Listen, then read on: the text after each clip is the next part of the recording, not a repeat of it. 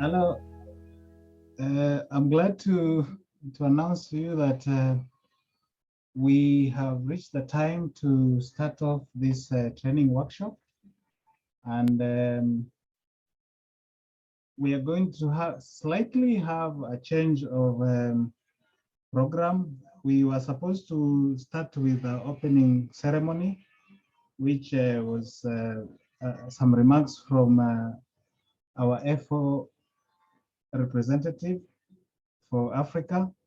Then OIE headquarters remarks, then objectives. But because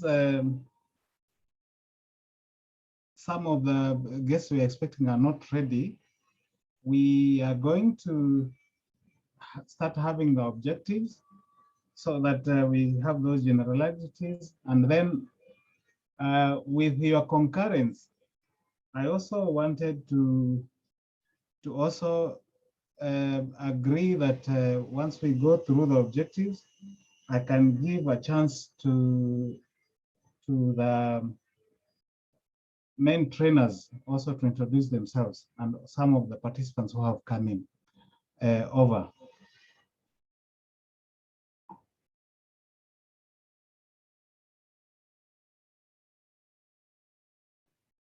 With no further ado, I just want to share my screen so that I can go to, so that we can see the objectives of today's session and the training. And then we can move very quickly to the rest of the program.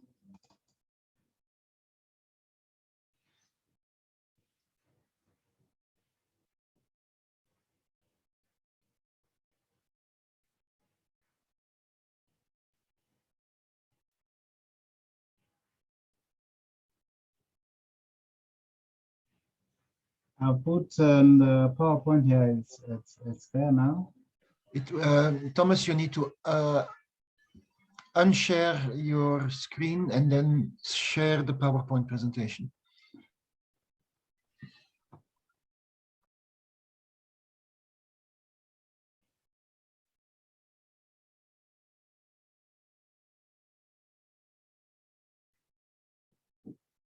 Is it there? Yes, it is fine. Go ahead. Okay. So, ladies and gentlemen, the objectives of this training workshop, which will run starting from today up to 14th of December. It will be there weekly, a session every week, and from 9, the next session will be 15, and then we go on until 14th of December. I just want to show you a glimpse of the professional program, which we are going to follow with session 1.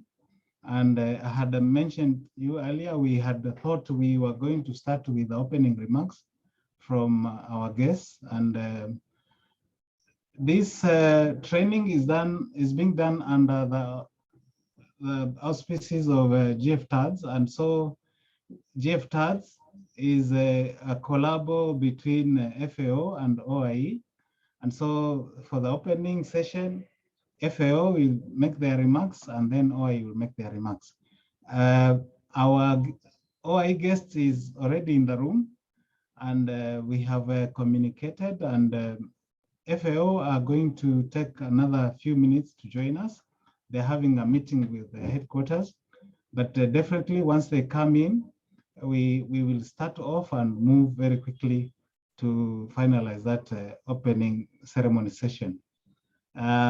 Thereafter,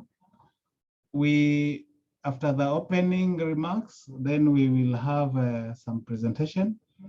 There's a team of trainers which is lined up for today. If you remember your the program you got. There's a team from OIE headquarters. There's a team from the academia. There is a team from private sector who are going to give their presentations and to share their experiences as far as ASF is concerned. That is for session 1. I want to mention the objectives of this training workshop. One is to build capacity in understanding the epidemiology of African swine fever. And secondly, build the capacity for risk assessment for national veterinary services for member countries. Review the current knowledge of African swine fever in Africa region within the English-speaking countries. And those countries in Africa, there are 28. Out of those 28, we invited, by today, this morning, we had 67 registered participants, which include 39 of that target group who have been invited for this training. And also, I'll show you a map in the next slide of from which of these countries the participants have come from. And but the fourth objective of this training workshop is to conduct a qualitative assessment of the risk of spread of African swine fever associated to entry, exposure, consequence of African swine virus, and determine risk pathways to strengthen African swine fever control.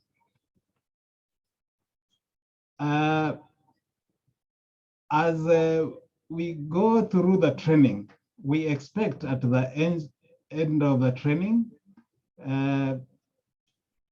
the participants will have exchanged information on the latest studies of African swine fever surveillance, prevention, and control.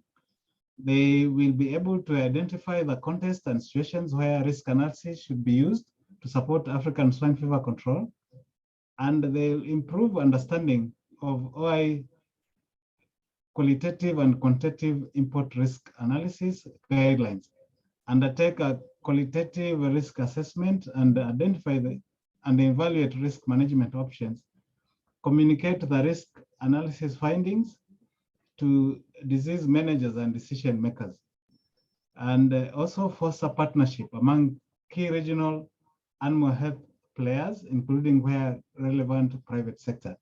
I mentioned GFTADS,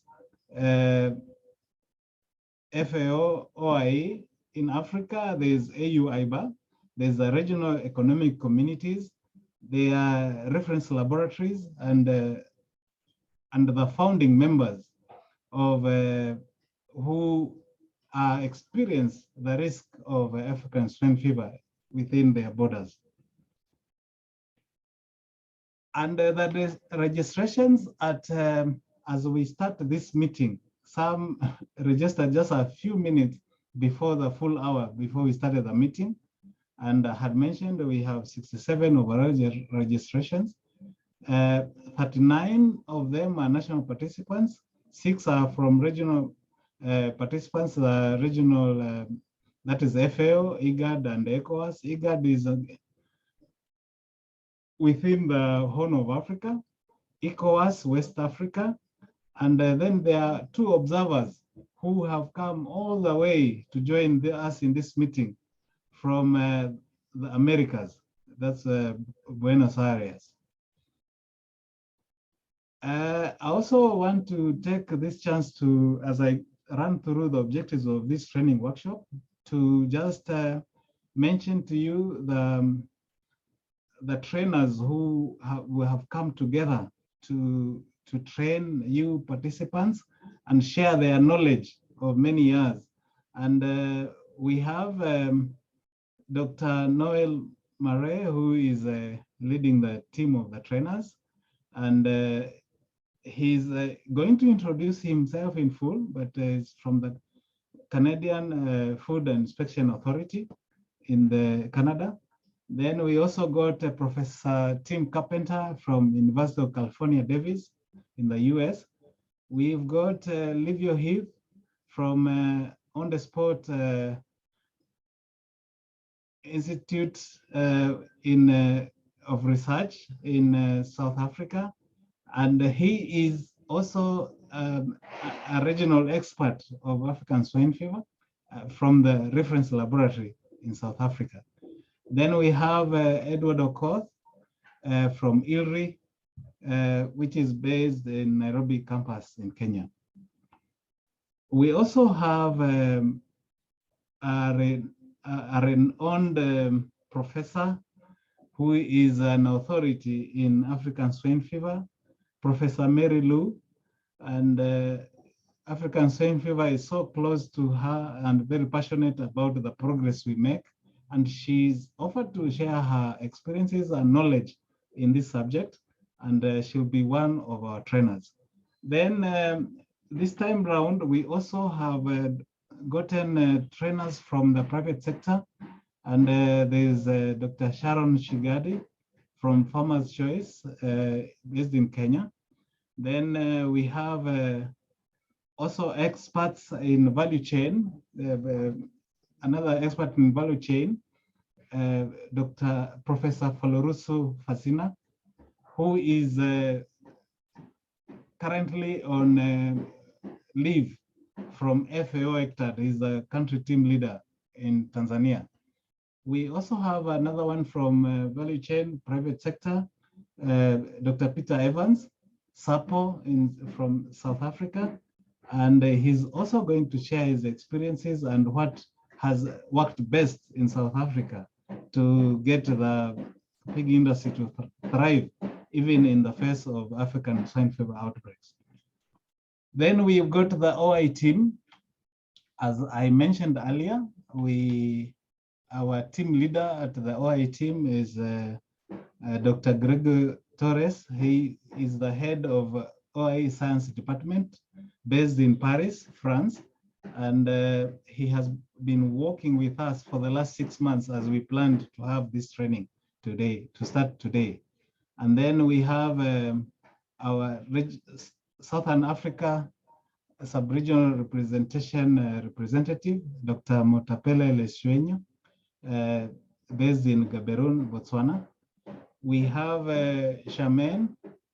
Despite her many commitments and many things to do, Charmaine decided to join us as one of our trainers.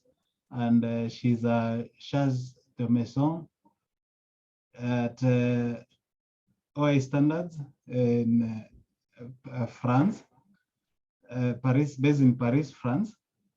And also we have Paolo Tizani. Paolo is he's based in Paris, France, and is under the World Animal Health Information and Analysis Department. And he's going to share the real-time information and status and the data sets of the status of African swine fever in the world and what is even happening in our countries. And then I also joined them to make one presentation and or two about what I know about African swine fever, and to encourage all the participants that it is possible. When we join together, we can make it. I want to thank you so much for your attention.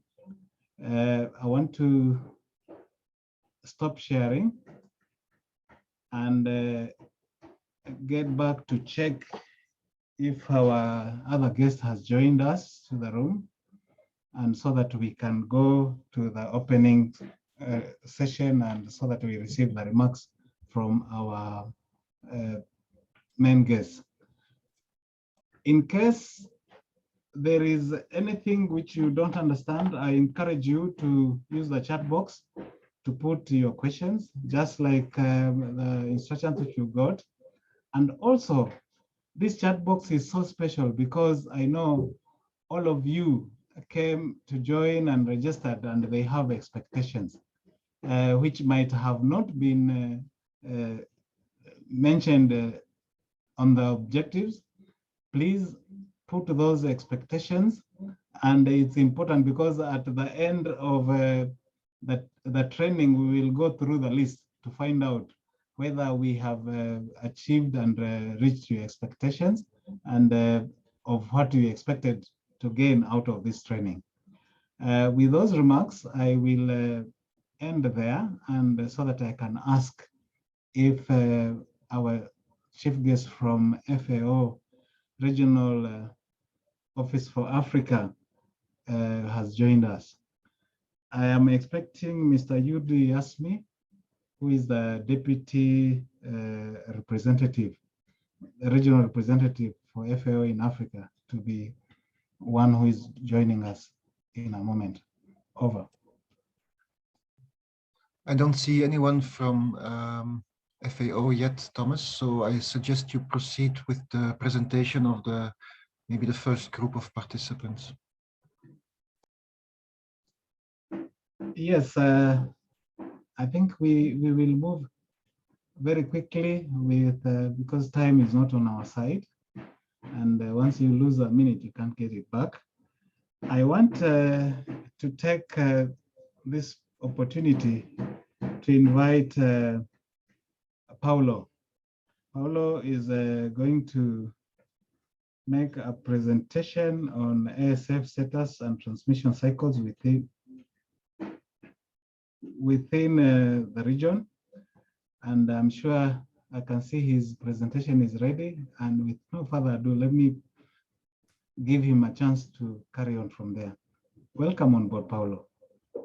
Thank you. Thank you very much. So I introduce again myself. I'm Paulo Tizzano, a veterinary epidemiologist working at the World Animal Health Information Department. In the next few slides, my idea is the idea is to present you a global overview of the African swine fever situation. Then to introduce my colleagues' presentation will focus more in detail on the situation for Africa. First of all, just a couple of slides to remind you how the OIE is collecting information on African swine fever.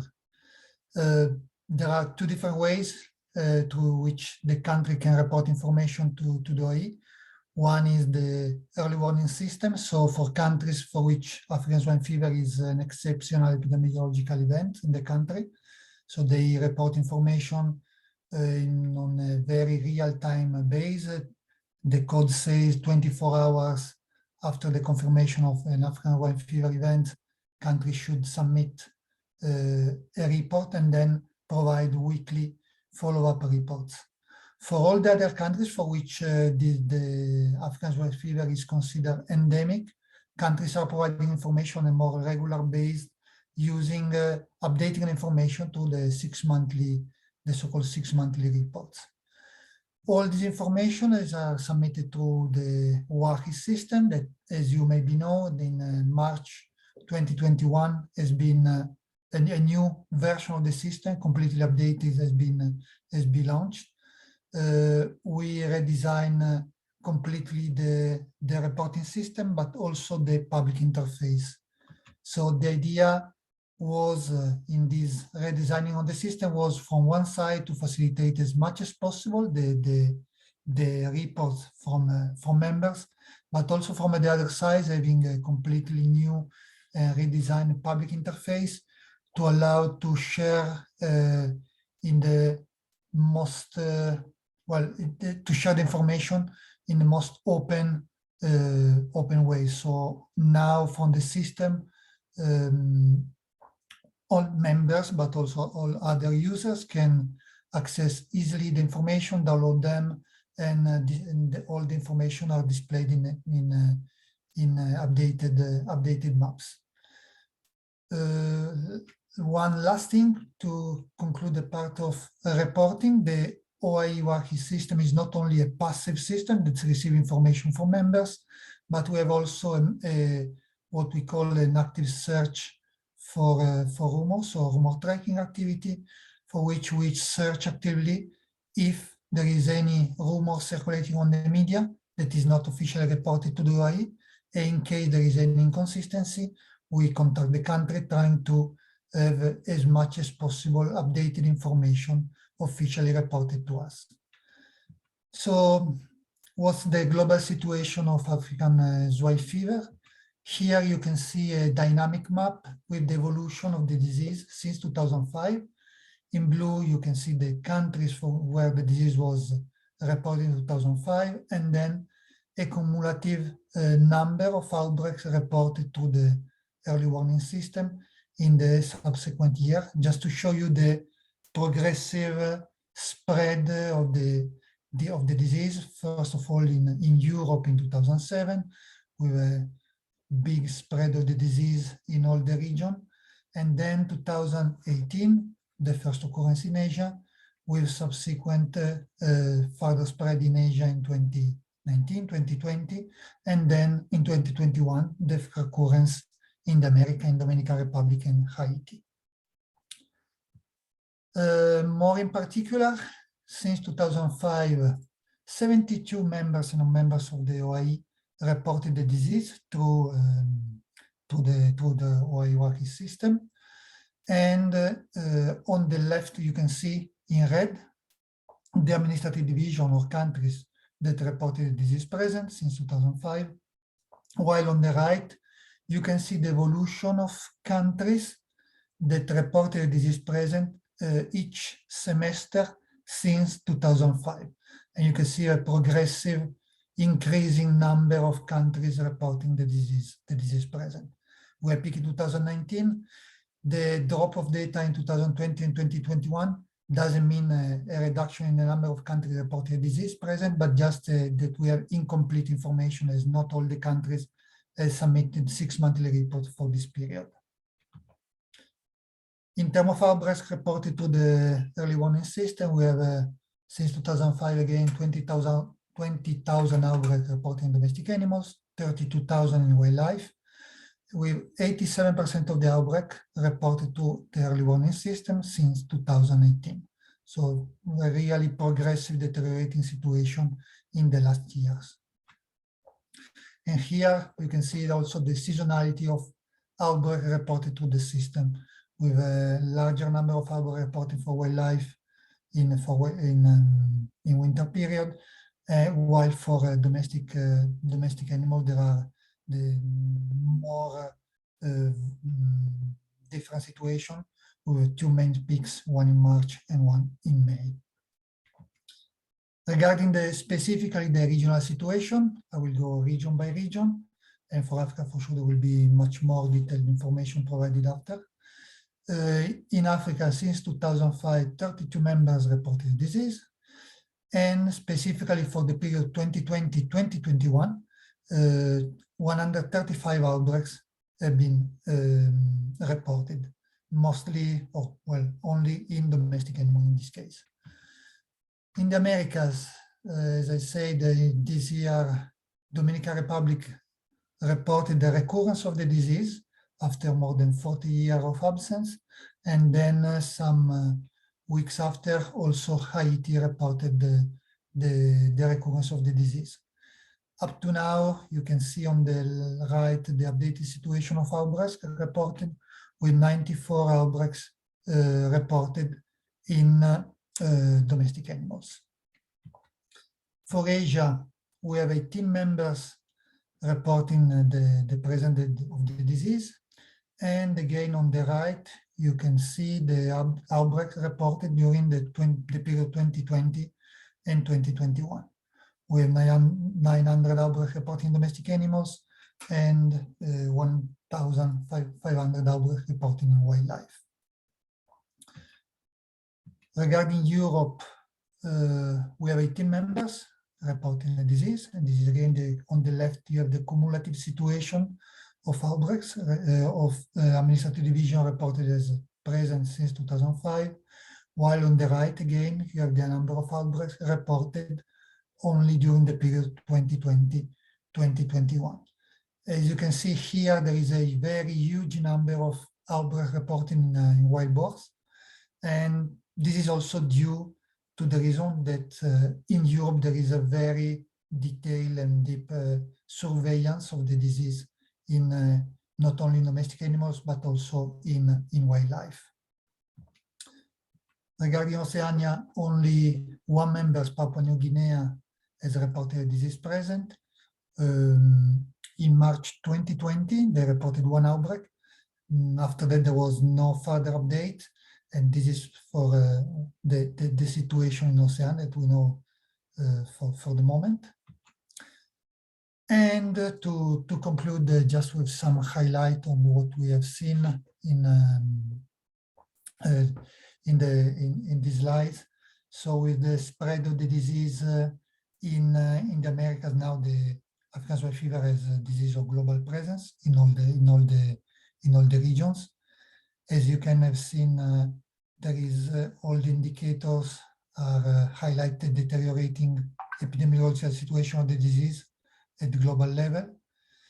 And consider that it's very important, I would like really to highlight the importance of transparency.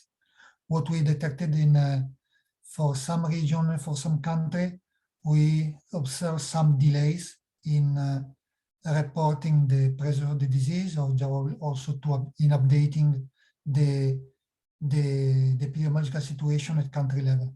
And this is very important that all the countries report any change in the epidemiological situation of the disease, because it's very important to share this information with other members and allow all the other members to take necessary preventive and control measures. So the idea here is for other diseases, the importance of an early detection of the disease, but also of an early reporting of the disease, of the information on the disease. Finally, a last point is in the surveillance domestic animal and wildlife. As you may have seen in some of the slides, there is a big difference between the reported distribution of the disease in domestic animal and wildlife. In some regions, it appears that probably there is some, well, not under-reporting or not a deep surveillance of the disease in wildlife, while so there is a big discrepancy if you check the global situation of the cases reported in domestic animal and in wildlife. So I think it's important also to highlight the importance for all the countries to have a proper disease surveillance also in wildlife that play a big role in the disease epidemiology. And with that, I ended my presentation, and thank you very much for your attention. Thank you, Dr. Paulo, for that very clear and elaborate presentation. I am happy to announce that our other main guest who we were waiting for has come into the room, and I would want to interrupt the presentation and so that we go to the opening ceremony. I want to call on Mr. Yurdi Yasmi, who is the Deputy Regional Representative for Africa, to make remarks on behalf of FAO. Welcome, Mr. Yasmi. Thank you very much, Thomas. Colleagues, my apology for coming late to this very important meeting because I was tied up with other commitments. So please accept, my apology for this.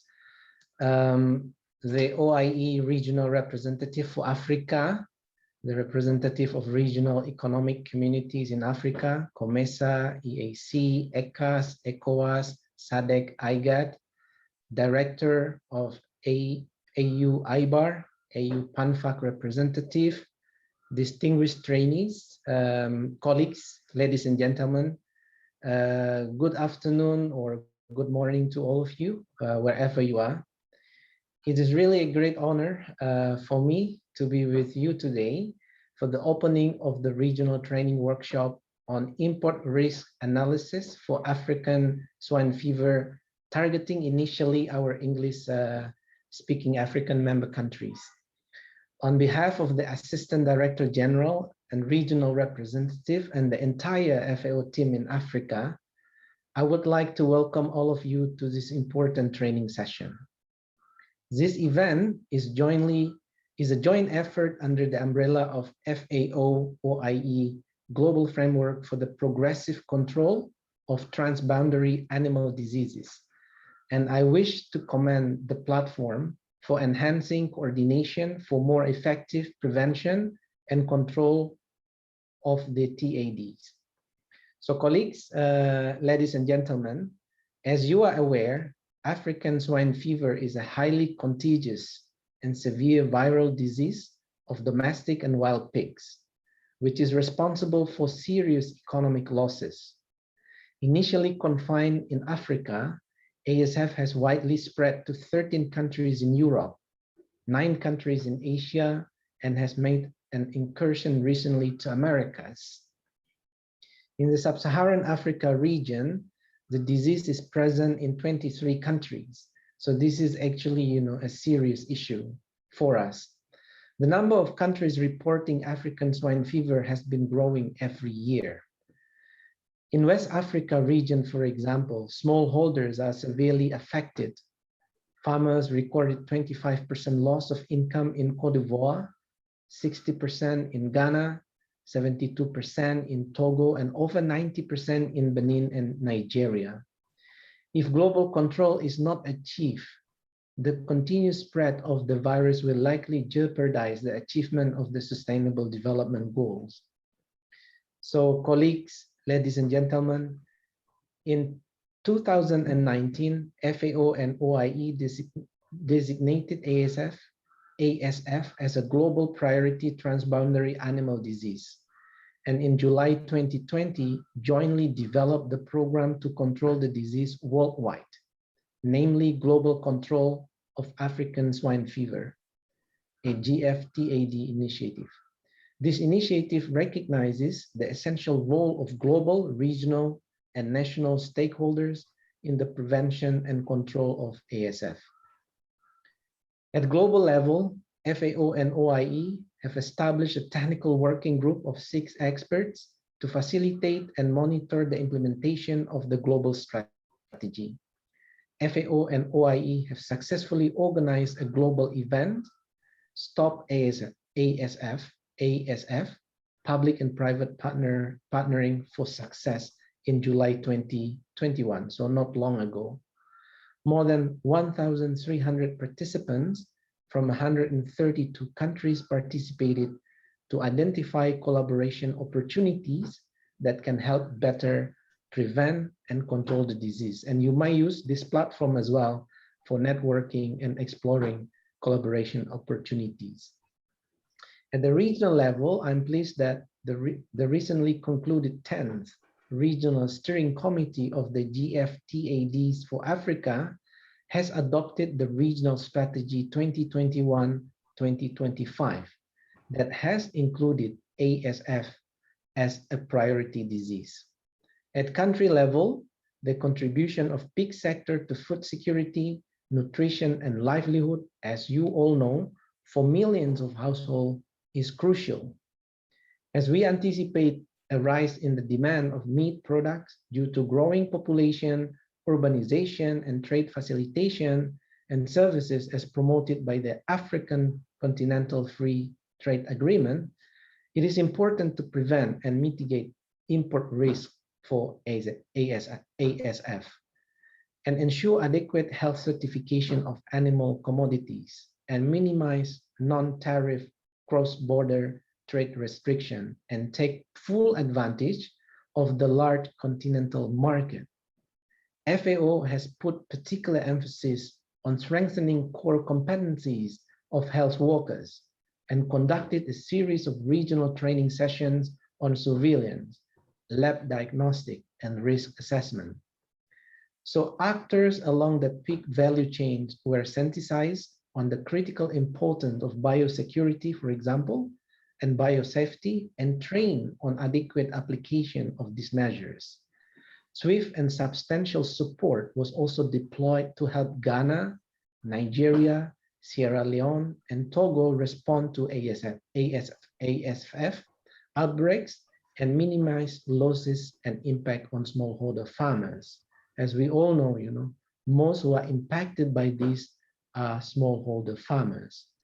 Colleagues, participants, ladies and gentlemen, I sincerely hope that this workshop will further contribute to a better understanding of the drivers and risk of the spread of African swine fever in Africa region, stronger capacity for our veterinary services, and a different way of doing production that stimulates the adoption and application of good hygiene and biosecurity practices by all actors along the pig value chains and veterinary services. With that, I wish you all a successful training workshop. Once again, apology for my lateness, and thank you very much for your kind attention and for your open collaboration and future exploration of working together with us at FAO. With that, thank you, colleagues. Over to you, Thomas. Thank you, Mr. Yurdi. I want to move very quickly to invite Dr. Gregory Torres to make remarks from OIE to kick off this training workshop. To you, Dr. Torres. Thanks, Thomas. Dear Mr. Yurdi Jasmine, Deputy Regional FAO Representative from Africa, colleagues from Regional Economic Community, dear speakers, dear colleagues, dear friends. It's really a pleasure to have the opportunity today to open this workshop on import risk analysis for African swine fever on behalf of the OIE. I know you are all very experienced in African swine fever, so I will not go into the details about how much the disease is a global threat and its global impact. However, as already presented by Paolo, I think we cannot forget that the number of countries across the world reporting outbreaks to the OIE continues to grow. Today, we already learned that the disease is present in Africa, it's in Europe, in Asia, and was very recently introduced in the Americas. The experts estimate that in the last few years, African swine fever has already killed nearly 1/4 of all the world's pig population. Therefore, African swine fever is not any longer a unique problem in Africa.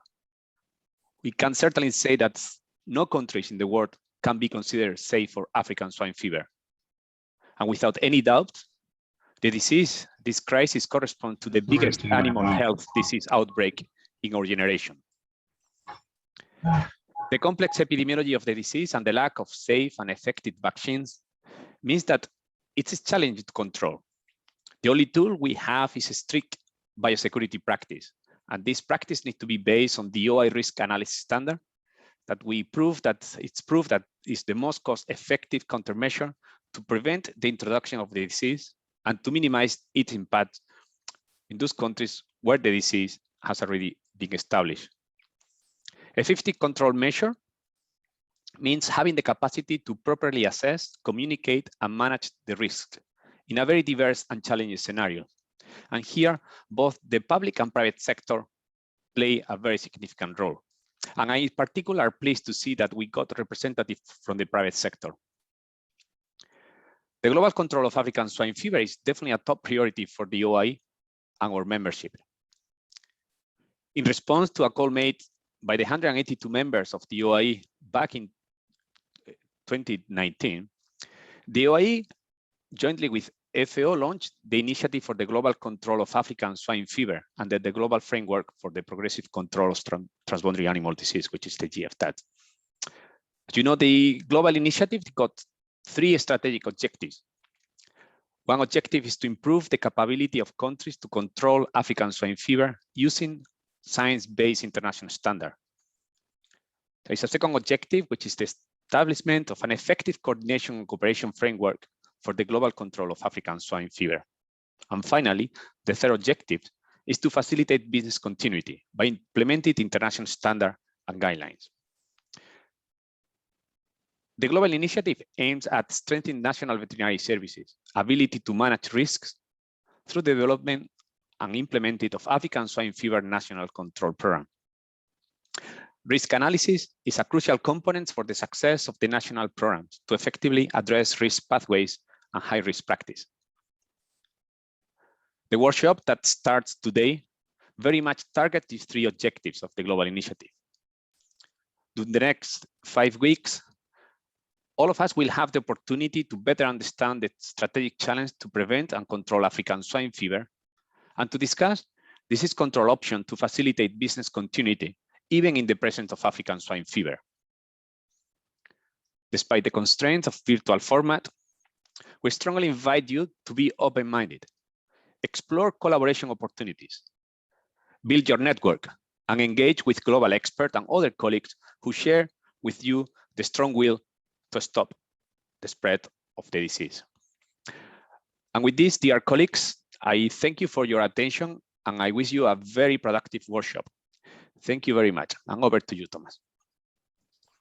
Thank you, Dr. Torres, for those very encouraging remarks. Also, our brother from FAO, you have set the pace for this training, and all of us who are gathered in this, who have come to participate and be trained today, are going to follow those closely with what the trainers are going to teach us, and it's going to be a different version of learning. It's adult learning and not classroom learning. We expect a lot of participation from the participants, and because there's so much that they know, which even the data sets we have not managed to put it together.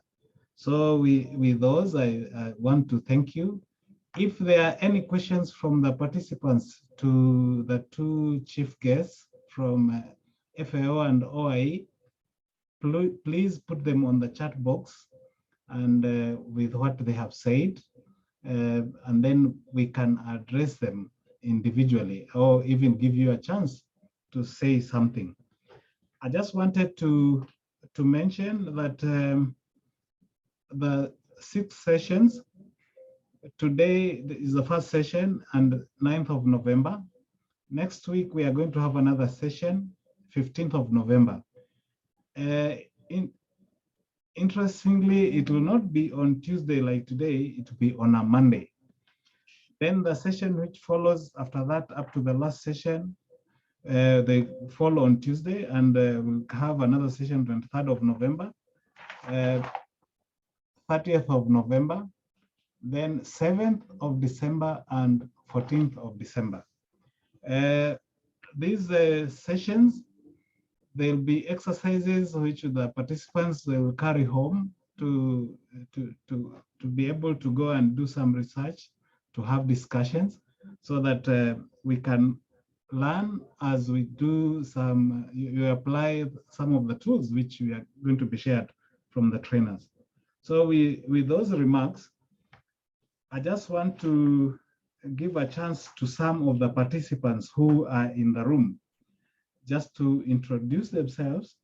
It is not just a venue for presentations and listening to those who are presenters. Even you, we want to hear your voice. We want to hear who you are. So I want to call, if there's anybody who has registered from Botswana, I just want to give nine participants to introduce themselves so that the chief guests can get to know and see you. So if there's somebody from Botswana who is not an observer, just to introduce themselves and say what they do as far as ASF is concerned. I'm introducing myself. I'm in Botswana. Wiganson Matandiko is my name. I'm the senior veterinary officer in charge of wildlife, but within the Department of Veterinary Services. I hope you can hear me. Yes, we can hear you very well. Thank you very much, Wiganson Matandiko. We are going to rename so that it reflects Botswana. Thank you. It's already been done. Thank you. Is there another person from Botswana? Okay, if there's no other, can I come to Eritrea? Do we have any participants from Eritrea?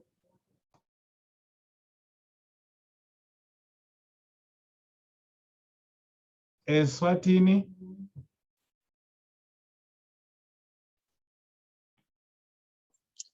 Yeah, good afternoon. Hello, I'm Yes, go Roland ahead. Tolan. I'm Go ahead, Roland go ahead. Tolan Dlamini, the Director of Veterinary and Livestock Services in here at Eswatini. And I am I'll be a student in this training. Thank you. Thank you, Dr. Roland from Eswatini. Is there any other from Eswatini who wants to make an introduction?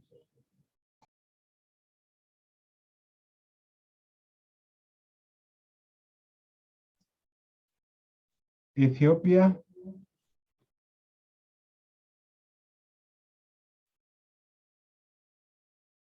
We still have 6 more slots.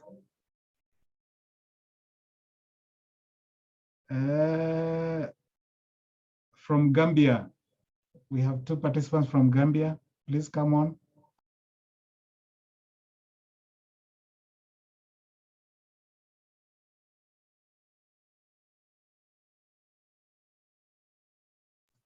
Okay, Kenya.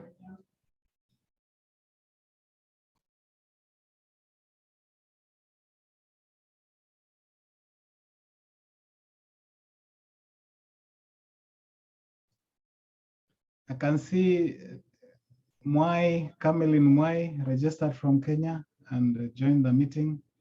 Just unmute your microphone and just introduce yourself.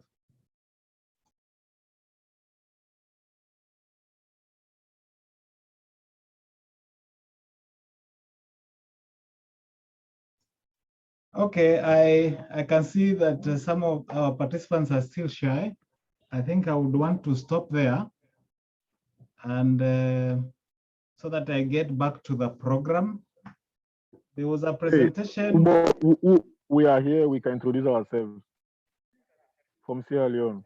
Sierra Leone, okay. Can I give a chance to Sierra Leone? Just go ahead. Yes, thank you so much. I am Dr. Amara Leno. I am a veterinary officer and field epidemiologist. I work at the veterinary services in Sierra Leone here. I'm the data manager at the epidemiology unit. Thank you. Thank you. Is there any other from West Africa?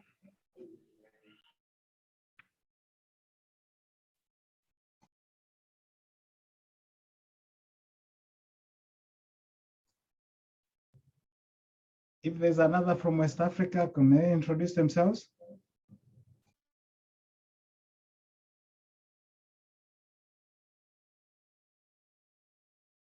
Okay, as I had mentioned earlier, I think I want to give a chance to the next presentation.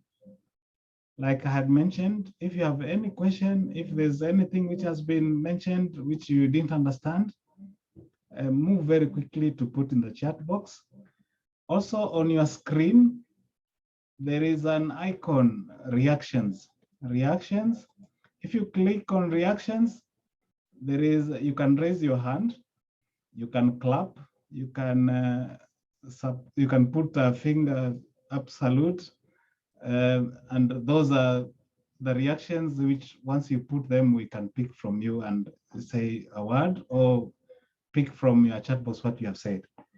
So at this juncture, our chief guest, I want to invite a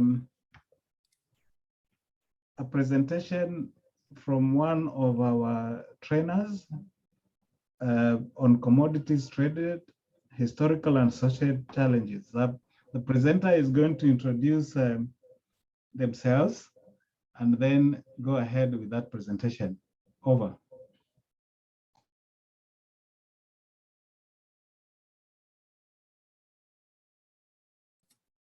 Who is the next presenter? I'm sorry, it wasn't clear because I was supposed to present after Dr. Tizani, and I'm not sure that can sound like what I'm talking about. So can we just...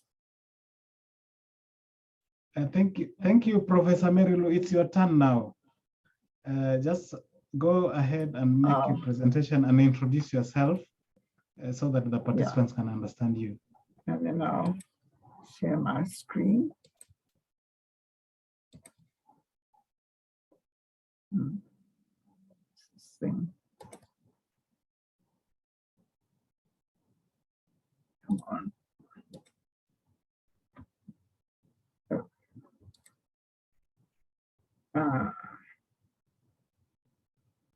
Now what's happened?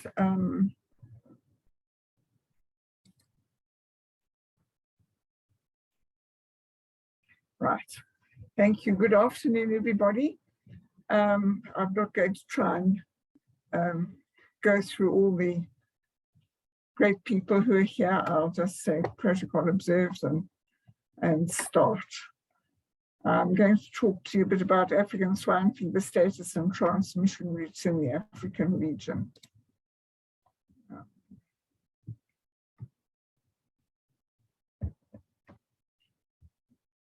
African swine fever, as I think everybody knows, evolved in Eastern and Southern Africa in an ancient sylvatic cycle between warthogs, my beautiful friend there on the right, and the argacid ticks of the Ornithodorus mobata complex. I'm not going to say they're beautiful because they're not.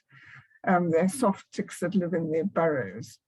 And this area, this whole area, has a long history of African swine fever outbreaks in domestic pigs and is home to all 24 known P72 genotypes of the African swine fever virus.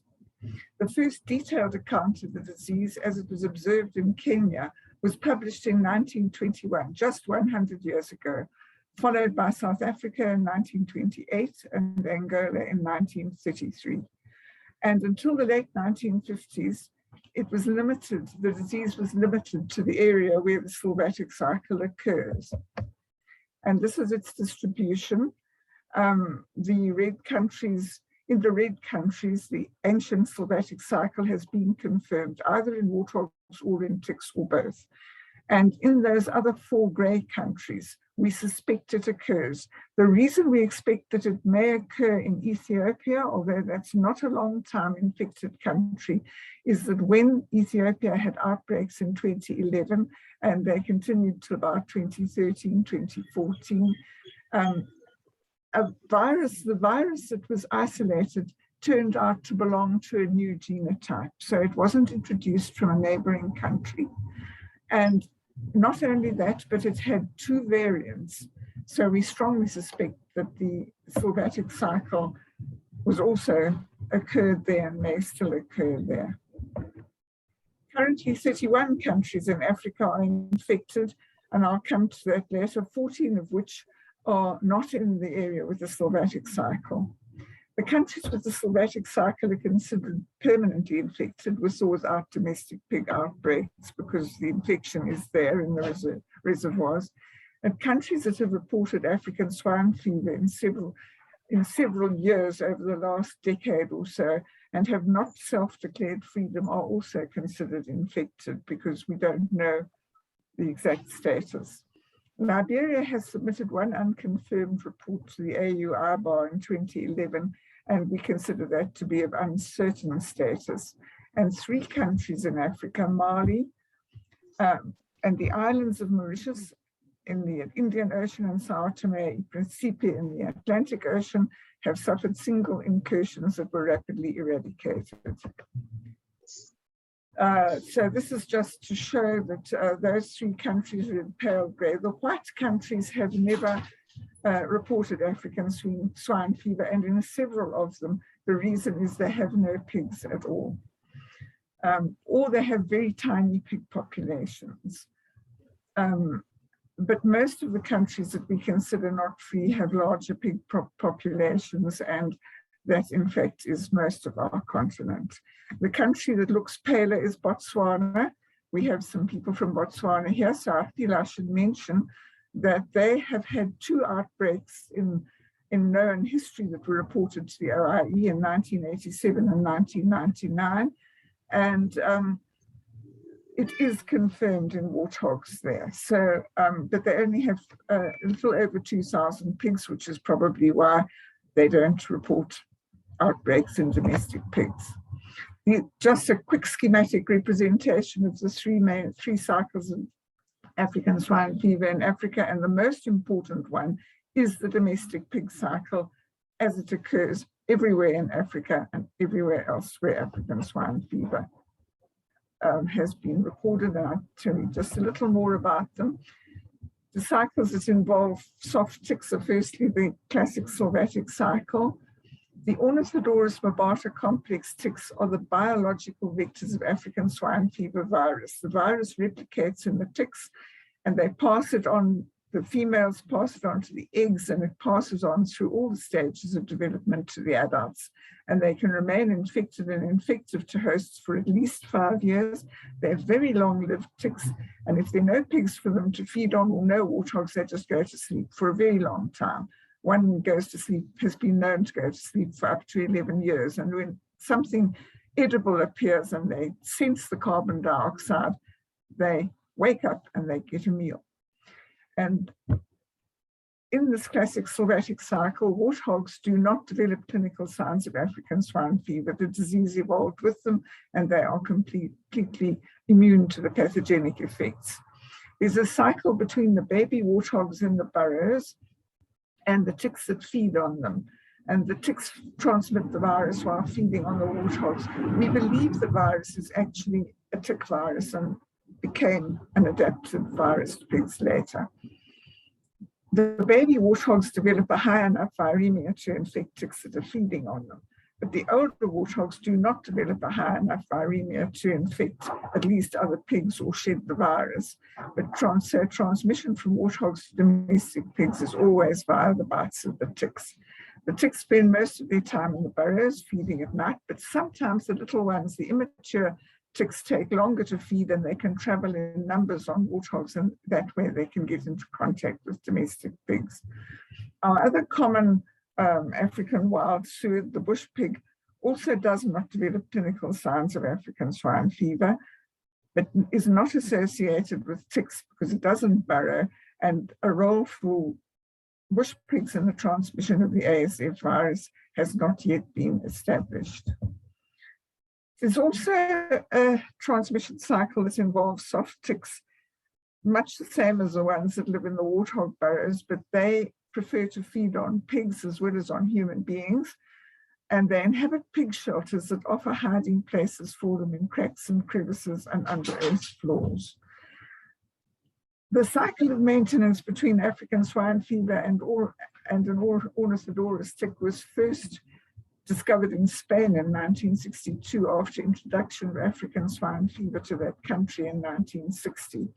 And then afterwards they looked in warthog burrows and sure enough there were the ticks. And then the existence of such a cycle involving domestic pigs and ticks was confirmed in the 1980s in an endemic area in southern Malawi.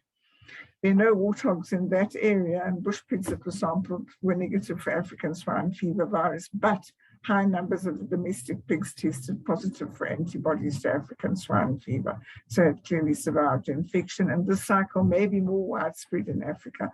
It has not been investigated extensively. The importance of this cycle is chiefly that it enables persistence of the African swine fever virus in an area for long periods, even if pigs are not there for it to feed on. But this is the main transmission cycle, and the one in domestic pigs, we'll be hearing lots more about that one. It's by far the most widespread cycle of transmission in the absence of either wild hosts or vectors, because pigs are extremely efficient transmitters of the virus. And the transmission in this cycle involves live infected pigs, infected pork, and objects that have been contaminated by the virus, or as they're called, fomites. And it's driven by human activities because pigs are generally managed animals and people are the things that manage them. Pigs that are infected with African swine fever virus shed large amounts of virus in all their secretions and excretions. And you'll hear more about that in your next session, which is more about the epidemiology. The virus can persist for long periods in chilled and frozen pork and will infect pigs that are fed on raw or undercooked pork and pork products. and the African swine fever virus can persist in organic material for varying periods of time in blood for quite a long time. So contaminated objects, including footwear, pose a risk of transmission of ASF. And as you saw something of that in that delightful little video clip that somebody showed us at the start of this meeting.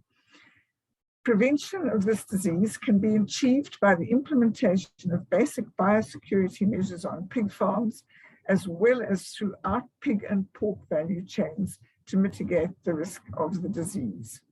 And you're going to hear much more about the pig and pork value chains, a little more in this session and a lot more in the third session.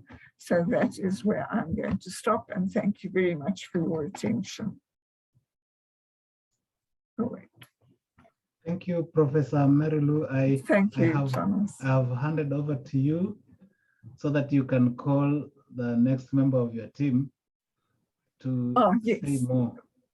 That will be Dr. Lechwenyu. Is it? Yeah. Yes, Mary-Lou, correct. Good afternoon. I'm trying to share my slides. Can you see my slides? Can you hear me? We can. Yes, we can see and hear.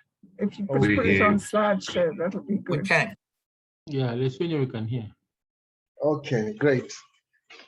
Good afternoon. Let me recognize all of you and thank very much Professor Mary-Lou and my colleague Dr. Tiziano, who have just presented, and also a special recognition to Professor Tim Carpenter, who is my lecturer from the UC Davis days. Always nice to see him. And recognizing FAO, OIE, distinguished participants. Some of you are OIE experts like Livio, and OIE council members like Roland.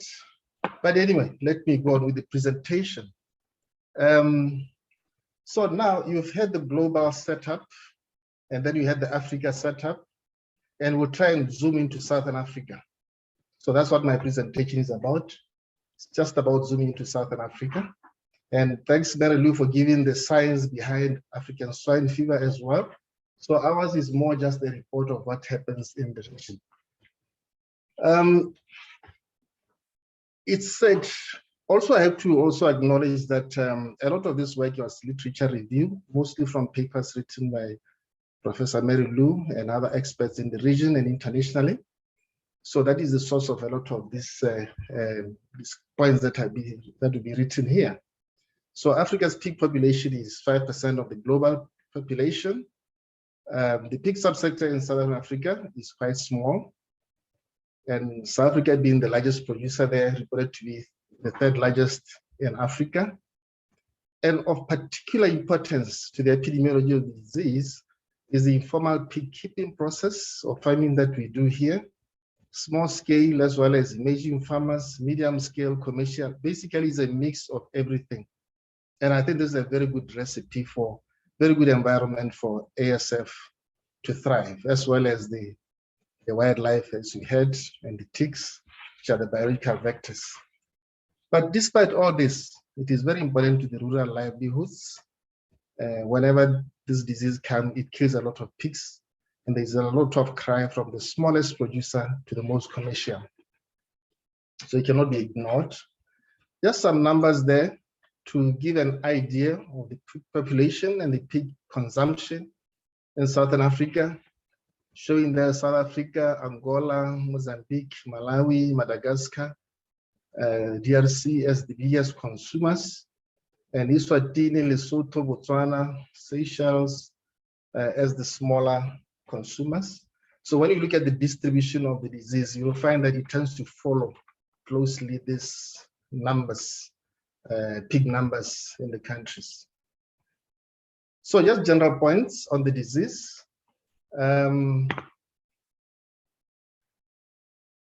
Yeah, diseases are very, very important enemy to pig production in Southern Africa, especially tasks like ASF.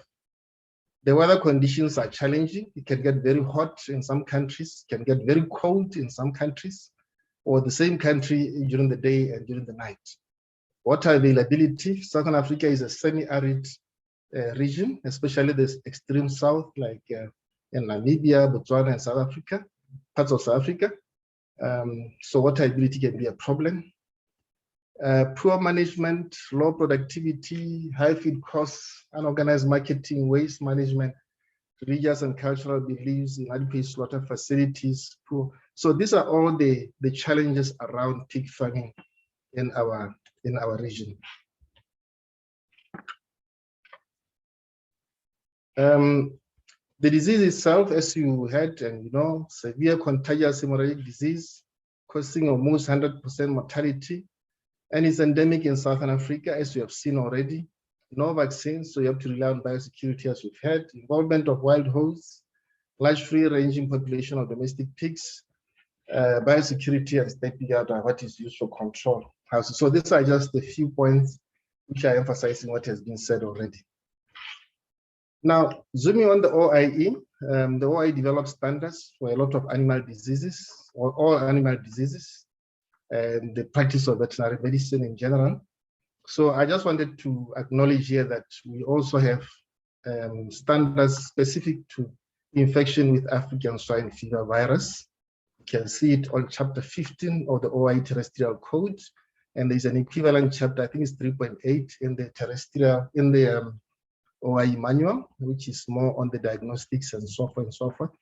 So basically all that you need to do, especially for international consistency, transparency and reporting, and therefore trading, so that there's comparability, especially when countries are training. So the terrestrial guidelines are very, very important. Another effort that is worth acknowledging, as we heard from FAO and OIE representatives here, is that the OIE and FAO, they have combined hands for a very long time to fight certain transboundary animal diseases, and African swine fever is one of them, as well as foot and mouth, PPR, and rinderpest. This is actually just a snippet from the GFTAD's website, showing the kind of evolving information that you get. There's even a poster. This is a poster that you might have seen around on the disease. This is just the acknowledgement of fighting the disease as a collaboration between OIE and FAO. Zooming to Southern Africa, this is the map that you have seen before, showing that all it is showing is just African swine fever is endemic in Southern Africa. No matter how you look at it, you can look at this map here, you can look at this one still, the same, showing a lot of cases. I'm told there are very few pigs in Botswana, that's why there are not many cases normally seen there, but there are some people from Botswana here, they can comment on that. This is another diagram that looks very confusing, but I like it from Wahis, even though it's a bit outdated because it goes to 219. It just shows per country the kind of reporting where red means that the disease is present in almost endemic, present big numbers. And then the green is the disease is absent or never reported. So you can see how it goes. And if you look at this diagram carefully at your own time, you'll find that it follows the peak population. We talked about Angola earlier on, DRC, Madagascar, Malawi, Zambia there, South Africa, I think, yeah. Whereas if you look at countries like Eswatini and Lesotho, the disease is never reported, is not present, the Comoros and so forth. So this just supports the same evidence that has been displayed. Once again, I think Paulo has shown this map, actually taken from Wahis between 2005 and 2021, showing what has been happening. Of course, there's been a lot of the disease in South Africa, as you can see. This is just the historical occurrence of the disease in Southern Africa. Literally all Southern African countries have been touched one or the other. These arrows correspond to areas where so it's a Southern African country. But when I say Southern Africa, I mean SADC, which includes Tanzania as well. And you'll find that, you know, like Mary Lou was saying, some are domestic pigs, warthogs, you know, all kind of or combinations and permutations that you get here. And you can see a lot of endemic status of these different countries. So basically, this is the problem that we are here to live with. It's another paper by Mary Lou Pendrith. Now, if you take maybe a few countries one by one, if you look at Mozambique, the disease was reported way back for the first time way back in 1954, and it has been continuing over the years, where it has been confirmed, and there's been annual outbreaks for a long time. So basically, the disease is currently endemic. It's present and endemic in Mozambique. If you look at Tanzania and the neighboring countries, you will find that from a period like 2005 up to today, to recently in 2019, Tanzania has been affected repeatedly as a SADC country, as well as the neighbors like Malawi, DRC, Mozambique, Zambia, and so forth. And once again, some figures there that just shows the numbers of cases, the number of deaths. And of course, I'm talking to the converted. You can see the mortalities, case fatality rates, very much above 70%, 91s out there, really meaning that every pig that get the disease, or most pigs that get the disease, do die from the disease. That's why it's very, very important for livelihoods, because one thing farmers and people who keep animals don't like is animals dying from the disease. In Zimbabwe, there was no ASF for a very long time, between 1993 and 2014.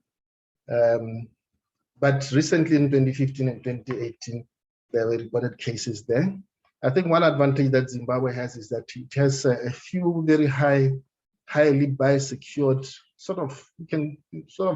like compartments, especially around the Harare area. So I think that has been able to keep away the disease, but you do get this occasional flare-ups in the country. And in South Africa, where there's been a lot of disease recently, for a long time, South Africa has this endemic area, which comprises part of the Northwest, the Limpopo, and the Mpumalanga area. The disease was known to occur here, but in recent time, it has now broken outside, and it's really terrorizing the whole country. If there's anyone from South Africa here, they can further expand on that. You can see the same, similar map here showing the outbreaks literally for most every province affected. In Zambia, once again, the disease has come from a long way back as endemic. And since 1989, sporadic outbreaks occurs. It used to be just in this particular area where it was endemic, but now it's occurring everywhere in the country, just like the rest of countries in Southern Africa. In Mauritius, first and only introduction in 2007 from Madagascar, it says here. So this the neighbor. Eradication was confirmed through laboratory diagnosis, officially confirmed, and again, it's not really an OI freedom, it's like a self-freedom, self-declaration in 2008, caused by genotype 2 and without a sylvatic cycle. So this is a country that you can say for a long time was kind of historically free from the disease, but with movement of products, the disease can be introduced. Madagascar, once again, first reported in 1998, introduction from Mozambique, endemic now, genotype 2, no sylvatic cycle. So you can see how this disease has the ability to spread between neighboring countries because of movement of animals and animal products. Malawi, where ASF is endemic almost in all provinces and causing outbreaks even to recent times, as recent as 2018. So I think that it was just a few snippets from countries in the Southern Africa or in SADC, showing that indeed we live with African swine fever. Is a serious problem.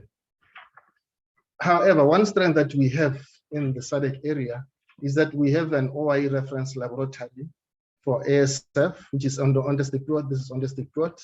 This is where Dr. Olivier Heath, who is going to talk where he comes from, and he's the expert there for ASF, and there are other diseases also that they are experts for. So this is a strength, but it may not be enough for an area as huge as SADC. So in conclusion, Mr. Chairman, I want to say that ASF is endemic in Southern Africa. It's more prevalent in countries with more pig populations for obvious reasons. The presence of wildlife reservoirs and vectors makes it a very good environment for ASF to thrive, and need for effective separation between domestic and wild pigs is the secret. And I think those highly commercialized units have proven this, as shown in Zimbabwe and in some parts of some farms in South Africa. So, but there's no vaccine for ASF, and we need to invest in vaccine research. Otherwise, the disease will just keep on staying here with us. And finally, I just want to acknowledge my colleague who is sitting in this meeting, Dr. Mohamed Sida, working here in this office, who helped me to put up this presentation. Thank you very much, Mr. Chairman. Thank you, Dr. Luciano, for that very elaborate presentation. I want to get guidance from your team leader. I thought the one coming next is Professor Floroso, who is going to give the picture in Western and Central Africa. How is the picture of ASF in those two areas? Over.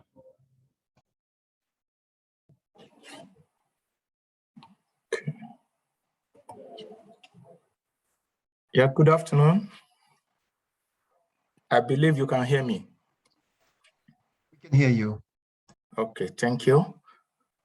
So I'll follow up straight on what had been presented by the previous speaker with regards to ASF in parts of Africa. The picture in West Africa is not much different from what had been presented. And we know that currently quite a number of African countries have been infected, and a lot of the West African countries in particular, they are endemic with ASF. We have a few countries who have made efforts to eradicate it in time past, but then it continues to remain a regional challenge in West Africa. With regards to production systems, we have right from outdoor to indoor system in West Africa. Below here are some of the pictures I've taken from online or from some of the field work we've done. You can have a cluster of pig population in the rural and semi-rural area. You may have intensive system. You have open slaughter slab, an open market where pig meat are sold, and these all are potential risks. You also have places where people cluster to deal with pigs, and we have pig markets, especially in parts of Nigeria. We have some regional pig markets, like in Kaduna, in Nigeria, in part of West Africa. This picture had been shown, which shows that ASF is actually prevailing right all through most West African country into Central African country. And there's an interactive map on the right top corner, which shows how these diseases move actually through the years in the sub-region. With regards to the component of ASF or the component of the production system in West Africa and Central Africa, there are quite a number of the aspects of the pig value chain that are very important, including the input factor and factors of production, like the major outbreak that occurred between 96 up to about 2003 came in through the input factor from Cote d'Ivoire and then begin to spread to other countries. We have the production system itself, wherein you have the endemic situation within the intensive or semi-intensive pig production system, and then the pig-to-pig transmission cycle exists. We have the output system through which the components and the different products from the farms begin to go out towards the processing, and the value goes into the value chain system in terms of output, in terms of all pig, in terms of pig products, and each of these carry risk of transmission of infection. We have the processing system, which can be formal in very few cases and informal in a lot of cases in West Africa.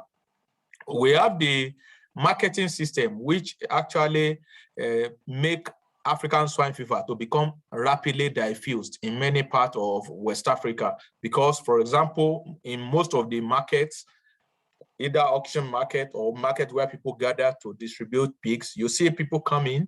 At times, you see some of the marketers also take pig back to their farm, or they come in there, they interact with a lot of other value chain actors, and they exchange infection through different means, whether advertently or inadvertently, and they take it back to other farms. And we have the consumer and end users who are also contributors to the infections along the pig value chain. Each and every of these one can be analyzed differentially, and the risk carried by each of them can show differently.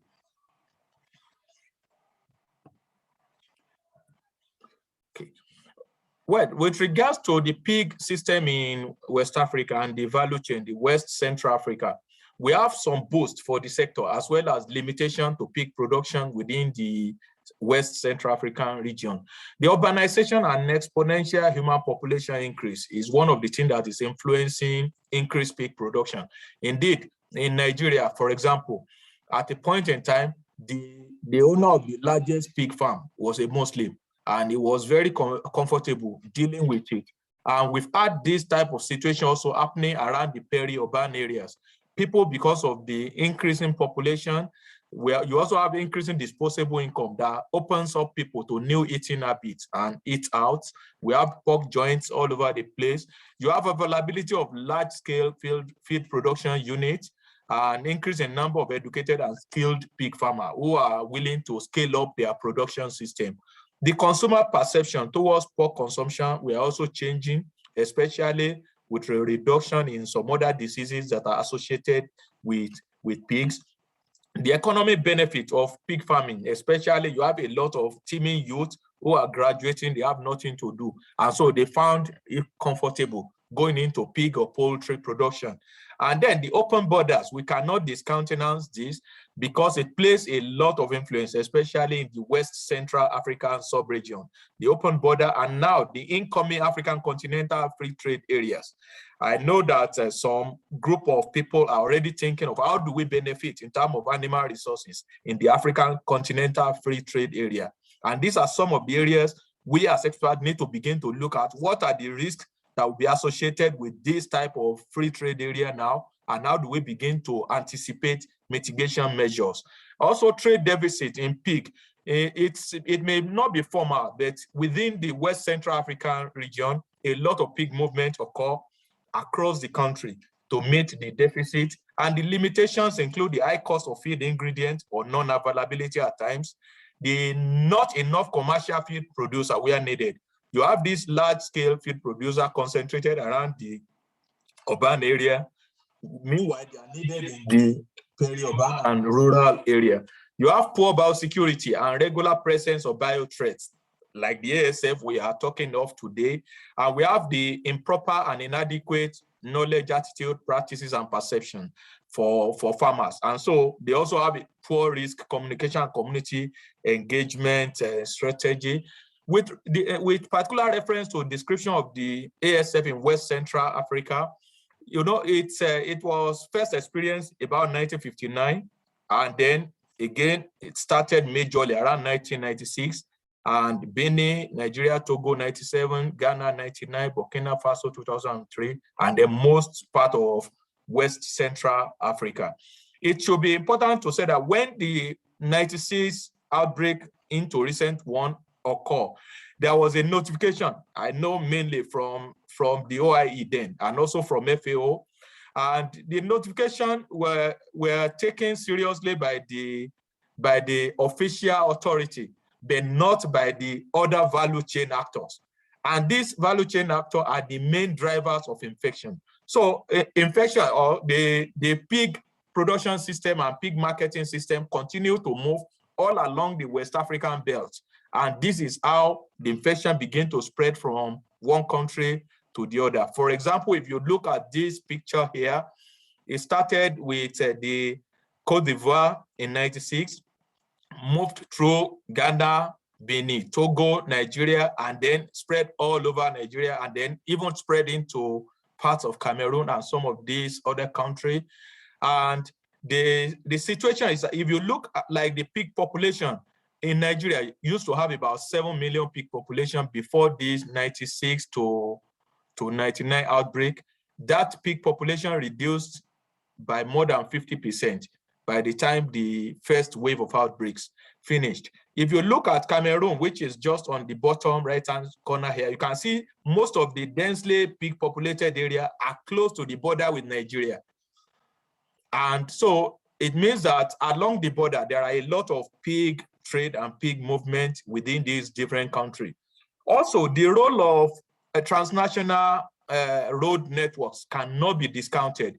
If you look at the road network in this red cycle here, the red square at the right-hand corner in the African map, the red square, that road moved from Dakar to Banjul, Guinea-Bissau, Conakry, Freetown, all the way to Lagos. And as this road network moved, pig and pork and poultry product moved all along this same road network. And you are not then surprised that if you look at the map on the right-hand side, the infection also occurred along that same line. If you look at this picture on the right-hand side, the infection pattern is along the road network. So the road network in the West Central African sub-region actually play a major role in facilitating spread of ASF in West Africa. And this picture have been shared by Dr. Lesenyo. I think he predicted me correctly.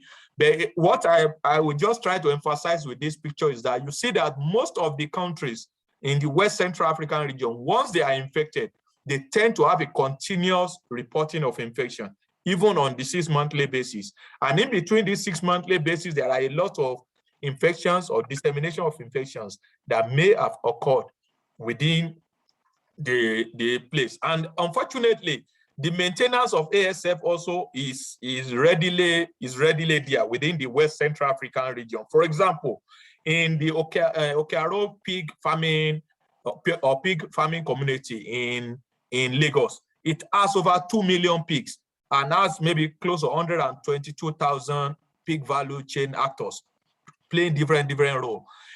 In this Okearo pig farm, if you need sample of ASF, you can almost always get it all the time. It's the largest pig farm in West Africa. It's a cooperative farm, and it has a lot of value chain actors there. But they have a lot of slaughter slab within the big farm settlement. They have the farmers there. They have the different production systems there. And so the ASF continue to be maintained in such a community. And then in going towards the conclusion, drivers and risk factors that are influencing the ASF in West Central Africa, weakness in infection prevention and control strategies is one of the main things, especially with weak veterinary infrastructure in most African states. Lack of human and financial resources. You find out that maybe a state has a few number of vets, they cannot control the whole state when it comes to effective disease control. Gaps in understanding of underlying factors of spread. We have indiscriminate disposal of pig and viscera and the waste material, free-ranging and scavenging pigs, inexperienced farmer and underhand activity by farmer and other value chain actor. We've interacted with them in the field, and what they told us, even the state officials were surprised that such things were coming up. Infected pig, people want to retain their infected pig. If they don't die, they keep them as survivors. Anthropogenic factors, as well as informal marketing system. These are all contributors to the spread and maintenance of ASF in the pig value chain in West Central Africa. I want to thank the OIE as well as FAO for giving me this opportunity to contribute to this particular discussion. Thank you. Thank you, Dr. Florese. Fazina has come out ably to give the picture for Western Africa. And to cap up these lined up presentations, we are going to have a very special presentation from the private sector perspective. And to pull that home is Dr. Sharon Shigadi. I give you the opportunity, Sharon, to take it over from there. Good afternoon, everyone. Hi, everyone. Thank you for the opportunity to be a part of this training. So my name is Sharon Zigadi, as you've heard. I work for an organization in Kenya called Farmers Choice Limited. We are the largest pork producer, integrated or vertically integrated pork producer in the country, and I believe in the region. And we have the only pork licensed slaughterhouse at the moment. So speaking to the rest of my team, we agreed that I focus on the aspects of trade because the picture of African swine fever in East Africa has basically been highlighted by the previous speakers to maybe a better level than I would be able to. I've been in the private sector for about 15 years now, so a little bit out of touch with research and all, but as far as trade and working on the ground with pig producers, that is where my strength is. So I will just highlight a bit on trade, the commodities that are traded, the challenges that we face, some of which are mostly, or majority of which are mostly brought about by the disease status we have in the region that actually hampers trade within within Africa and out of Africa as well. So by way of introduction, I'm hoping I put the slideshow and it's clear to everyone, or I start sharing my screen now. Just give me a minute.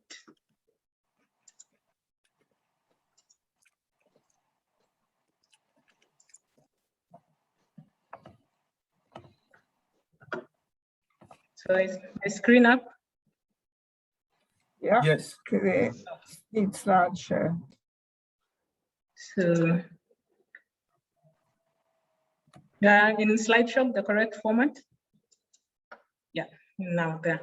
So I'll carry on from there. So as I said, ASF is endemic in Eastern Africa.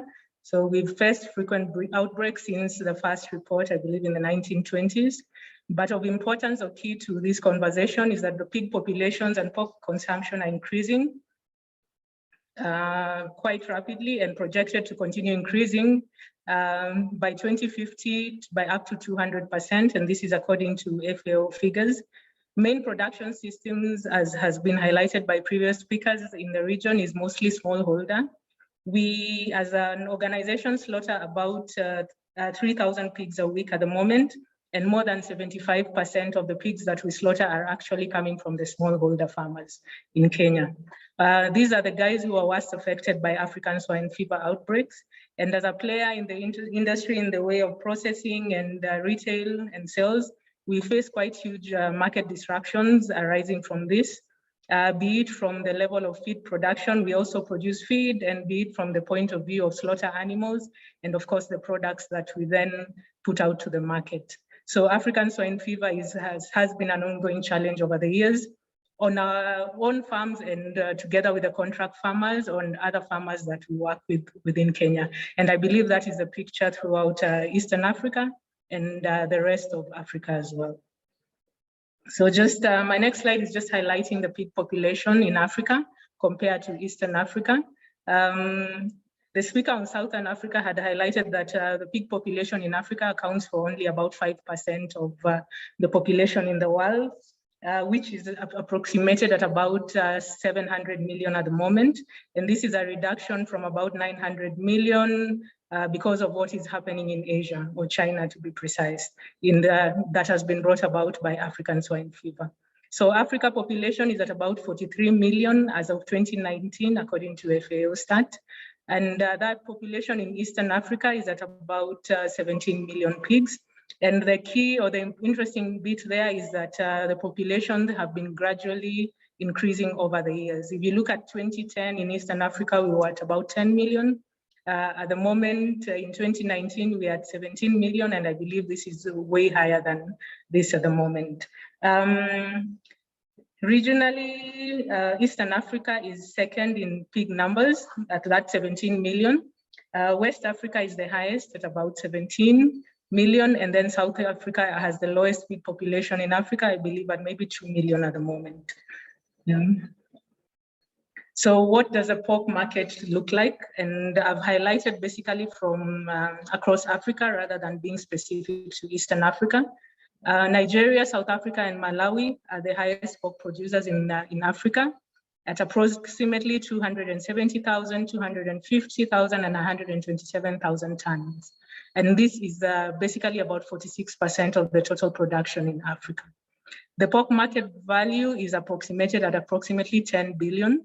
And we are slaughtering about 28 million head of pigs, and that was in 2015. And this is according to Index Box, and this is estimated to grow at an annual percentage of about 5%. So there has been increasing numbers of pigs slaughtered, and even at a local level, we can attest to that because we've gone from slaughtering about 200 head per day. We are now doing approximately 500 pigs ahead of our 500 head of pigs a day over a 5-day period to get to the 2,500 to 3,000 pigs a week.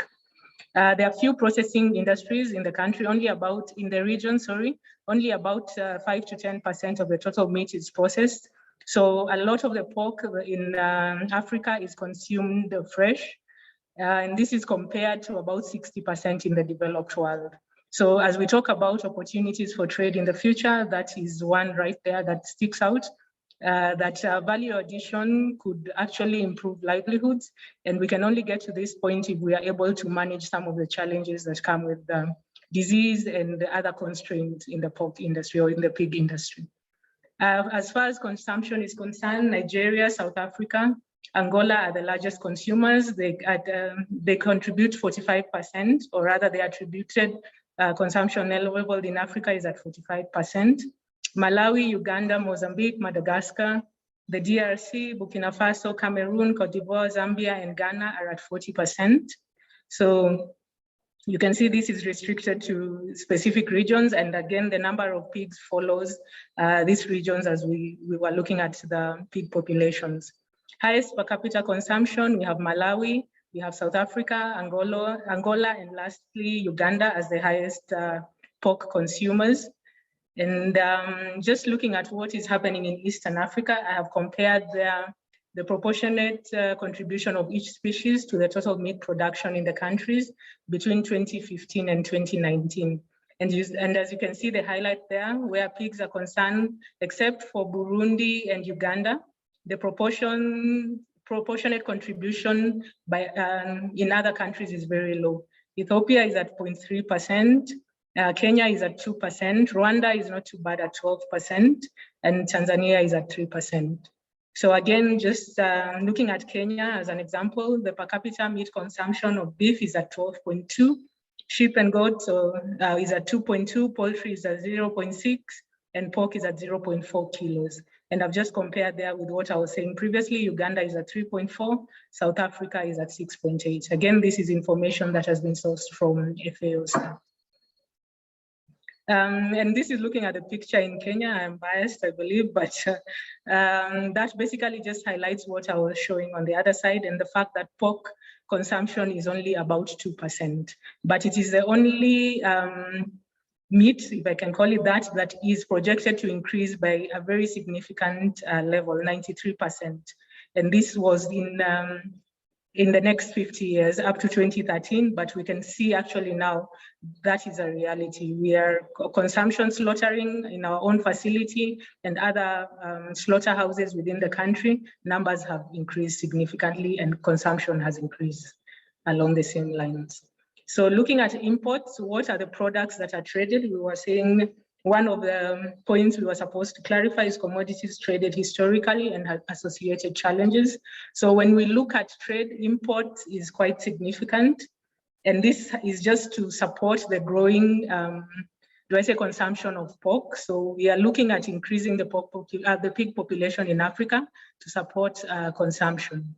And where we are falling short, we are forced to import to make sure that consumer needs or the consumer demand is met. So in the recent past, genetics has become quite an important import factor. As we look at improving performance of our breeds that we have, the local breeds are not as high performing as what we are able to import from Europe, for example. So genetics in the way of live animals and semen has become quite a significant import. I do not have actual numbers for the region, but as an organization, we have imported twice in the last 5 years, where we brought in live animals for use in our AI stud. And where semen is concerned, we are currently importing semen almost on a monthly basis. And we are looking at growing our great grandparent population so that we can multiply this and avail to our local farmers. We've not gotten to the level of exporting to the region. We've done a few exports of live animals to Uganda, but not much else. But this is an area that is really growing. So importing to support our production, whether live animals or semen, is key. We are, it is projected that 250,000 tons of pork are imported throughout Africa. Angola, South Africa, DRC, Ivory Coast represent about 2/3 of those total imports. Again, if you look at what I had mentioned about consumption, this importation again supports those figures. So the highest consumers are the ones that are importing the most, basically because we are not able to meet the demand. One of the previous speakers had mentioned that we are net importers of pork and pork products. So imports are comprising of mostly frozen pig meat. And according to Index Box, pig meat other than cuts or carcasses make up 88%. Frozen hams, shoulders, and cuts account for 6%. Then there are regions where frozen carcasses are imported whole. And then we have fresh or chilled pig meat also imported. The last two imports or cuts are making up about 4% in total. So we can see there, as we look at the risk of imports, the risk of imports on ASF, these are areas that we need to look at. What risk does frozen pig meat or chilled or fresh pig meat pose to ASF, or the introduction of ASF into Africa? Again, this is just a map that, or rather a graphical representation of the imports. And as I've highlighted, we can see there that South Africa is the largest importer. We have Kenya following, and then Nigeria. Then we have Uganda, and you have Tanzania as well. And Rwanda is the lowest there. So those are just a few of the countries that I chose to highlight and to show the scale of importation in these countries, representing at least partly Eastern Africa, Southern Africa, and Western Africa. So exports, again, we can look at, this is mostly within the African continent as opposed to going out of Africa. So genetics, again, semen and breeding pigs are moving across borders. I know of imports from South Africa into Uganda, into Kenya, be it live animals or semen. And this is basically looking at the breeding pigs to increase performance so that we can get, the quality and fast growth rates and numbers that would improve profit, if I can call it that. We've also seen quite a bit of movement of slaughter pigs across borders.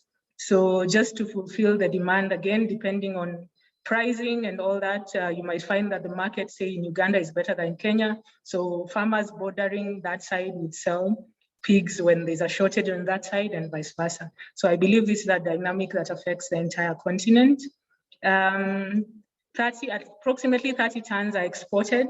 South Africa again dominates exports at 10,000 tons, and which this accounts for 86% of the total exports. Kenya follows at approximately 2,000 tons, and that would mostly be coming from our facility at Farmer's Choice, and this accounts for 10%. And then Angola also exports to some extent. Exports by products, we have the processed products, we have the frozen pig meat, we have fresh or chilled meats, and we have fresh carcasses. So again, as we look at the risk that would be associated with this, we can actually look at what products are going out and what risk they would pose in the way of introducing disease. On my right-hand side, which would possibly be your left, I've just highlighted our exports as an organization in the year 2020.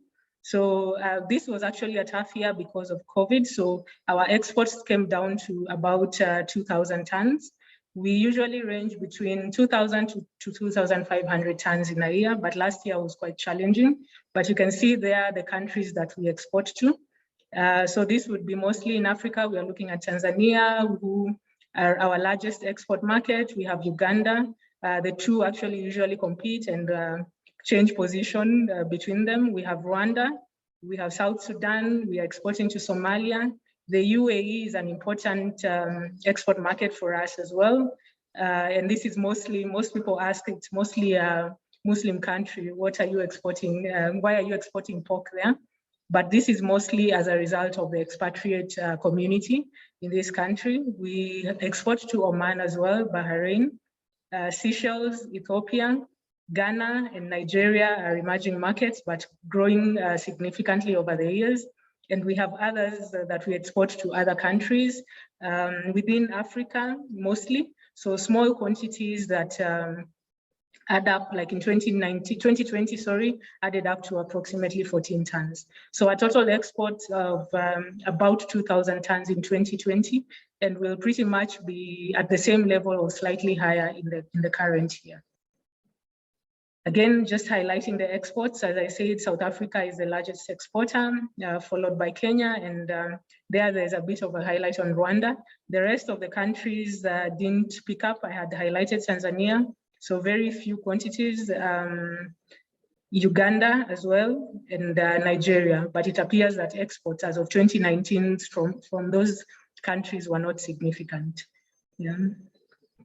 So what are the challenges that we face or that are faced when trading within Africa? And of course, there's also the opportunity to trade outside of the continent.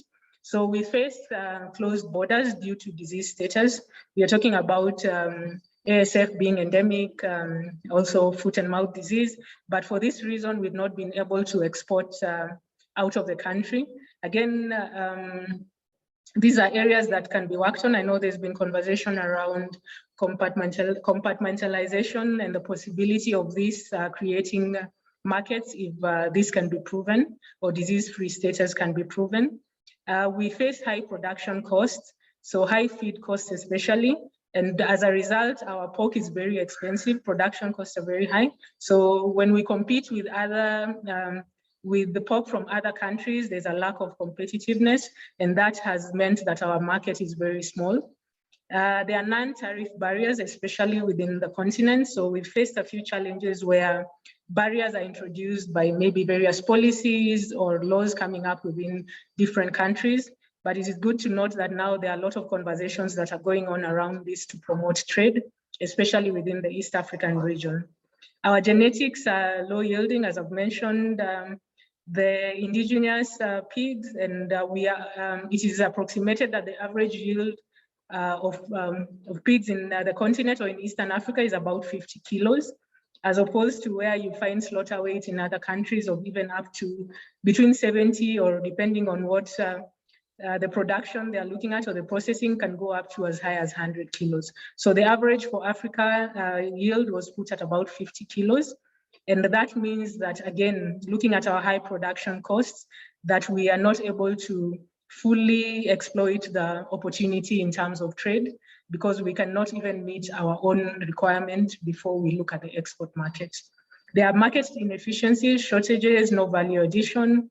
So shortages brought about by maybe prevailing conditions like maybe disease, drought. That means that our small scale farmers then opt out of pig production. So we face quite a few shortages. And if you were to look at the graphical representation, you would find that these follow either periods of disease outbreaks or droughts within the regions.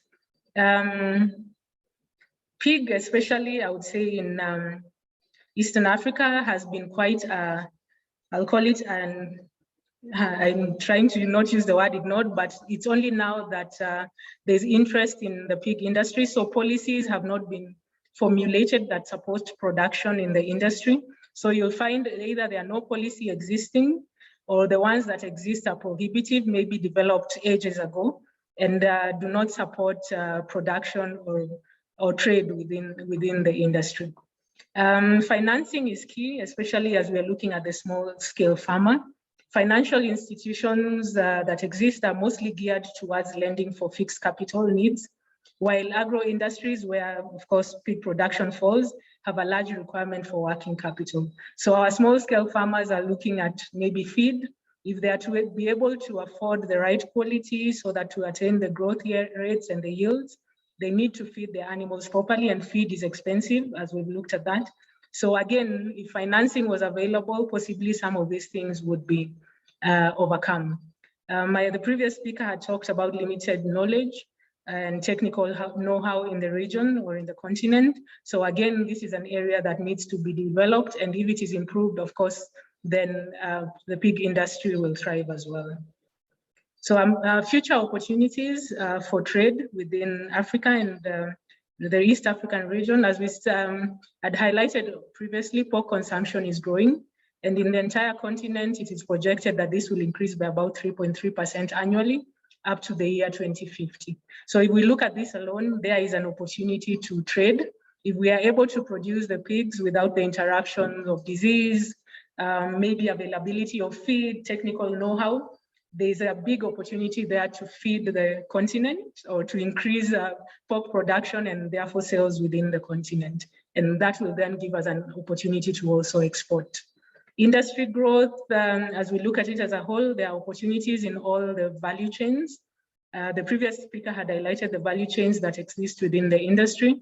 So if we look at resource and labor, technology, consumer needs, which are basically driving the growth in the industry, infrastructure and equipment.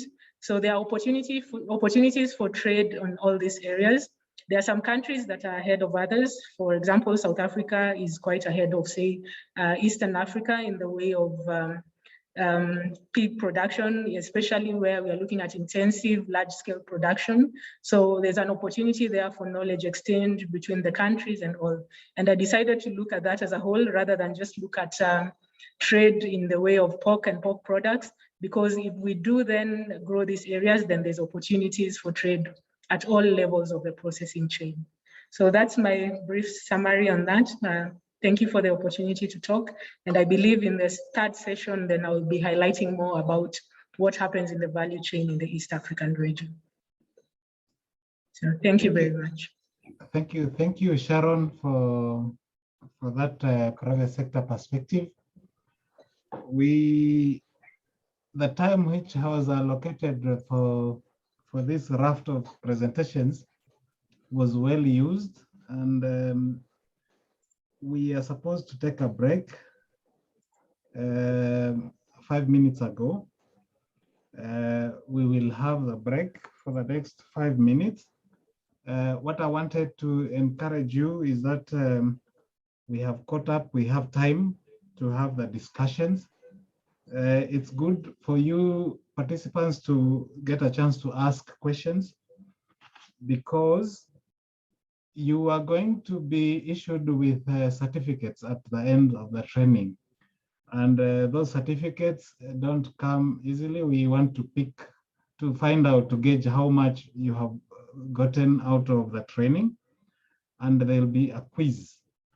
And but the quiz, most of the questions which are going to be asked is in some data sets, information which you know out of your training and out of what you do every day for your work.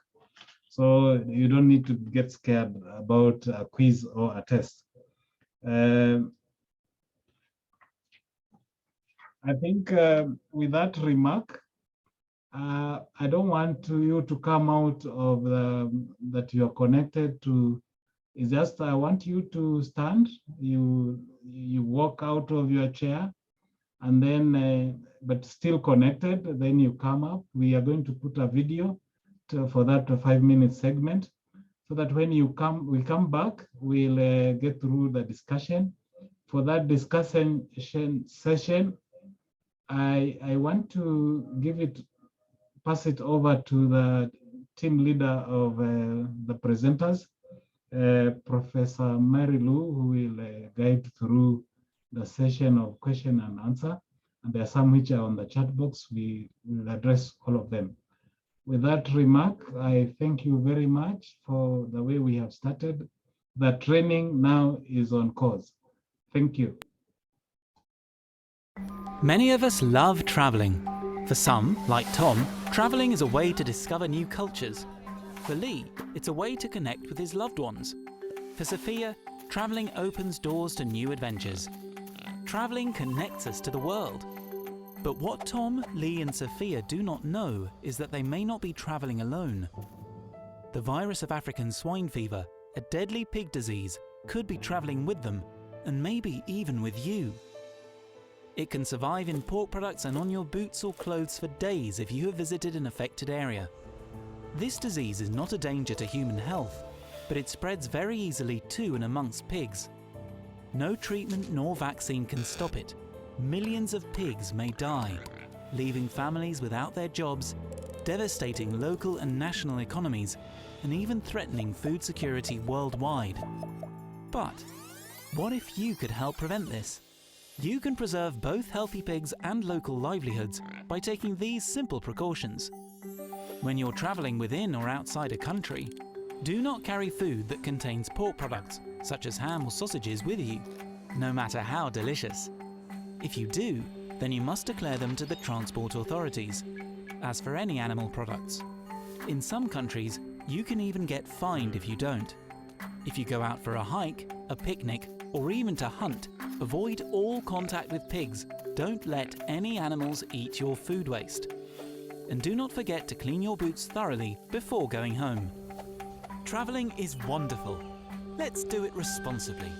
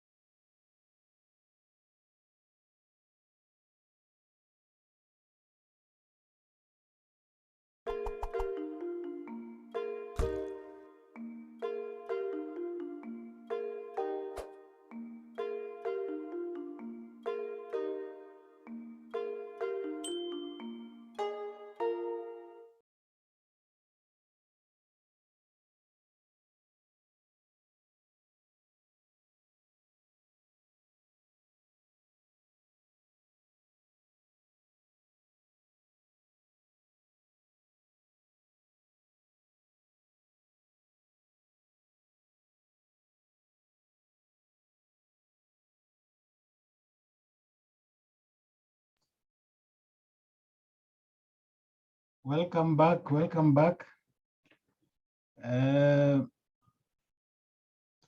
Now we have reached a time that we want to look at the questions which have come through the chat box.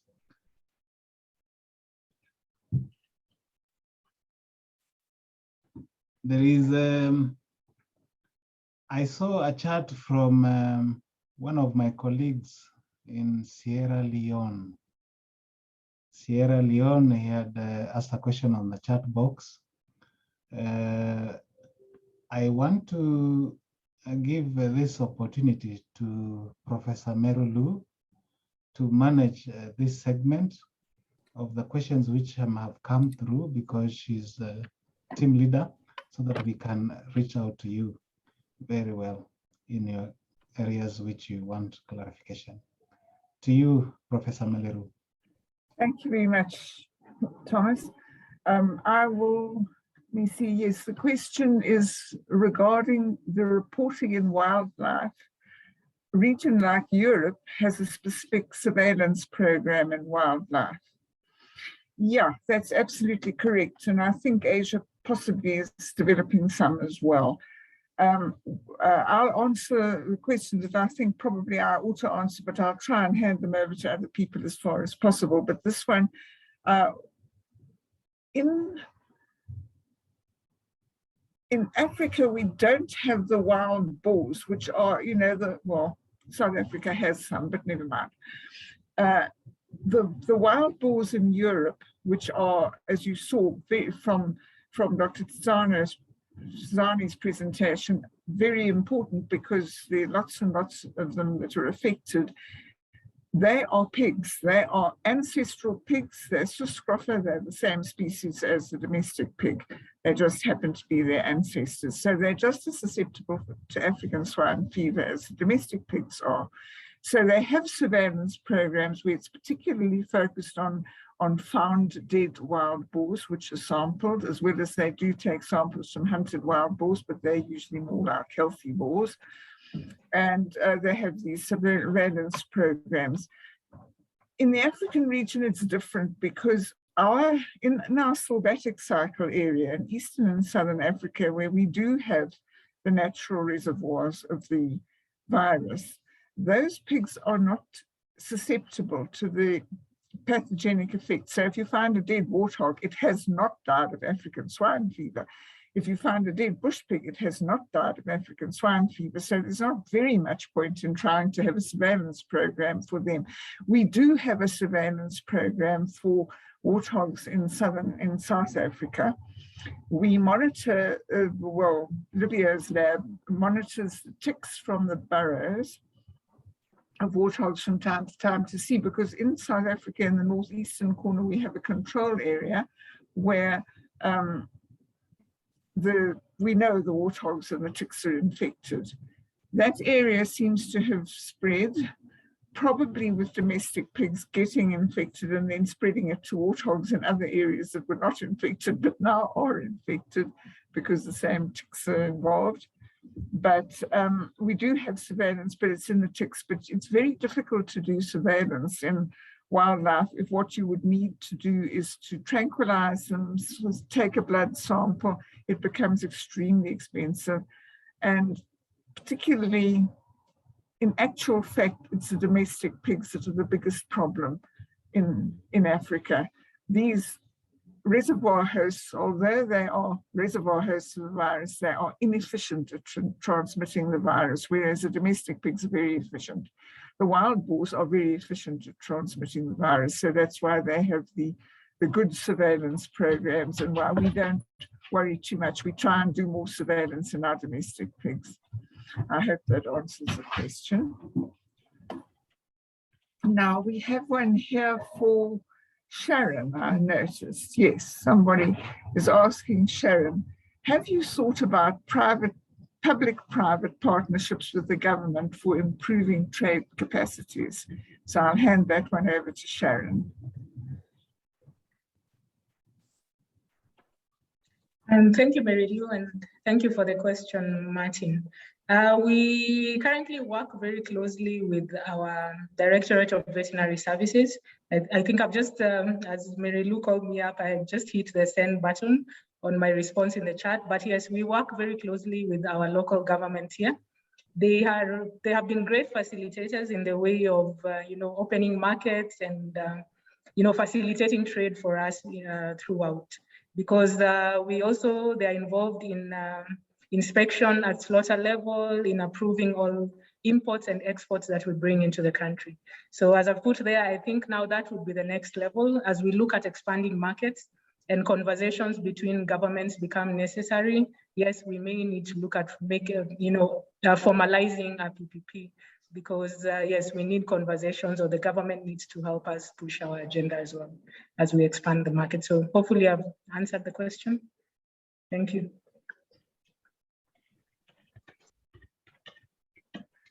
I see there's another question also about the reporting in wildlife diseases was answered in the chat box by Paula, but I don't know whether perhaps we should share this with everybody else in case they haven't seen it, because there aren't a great many questions.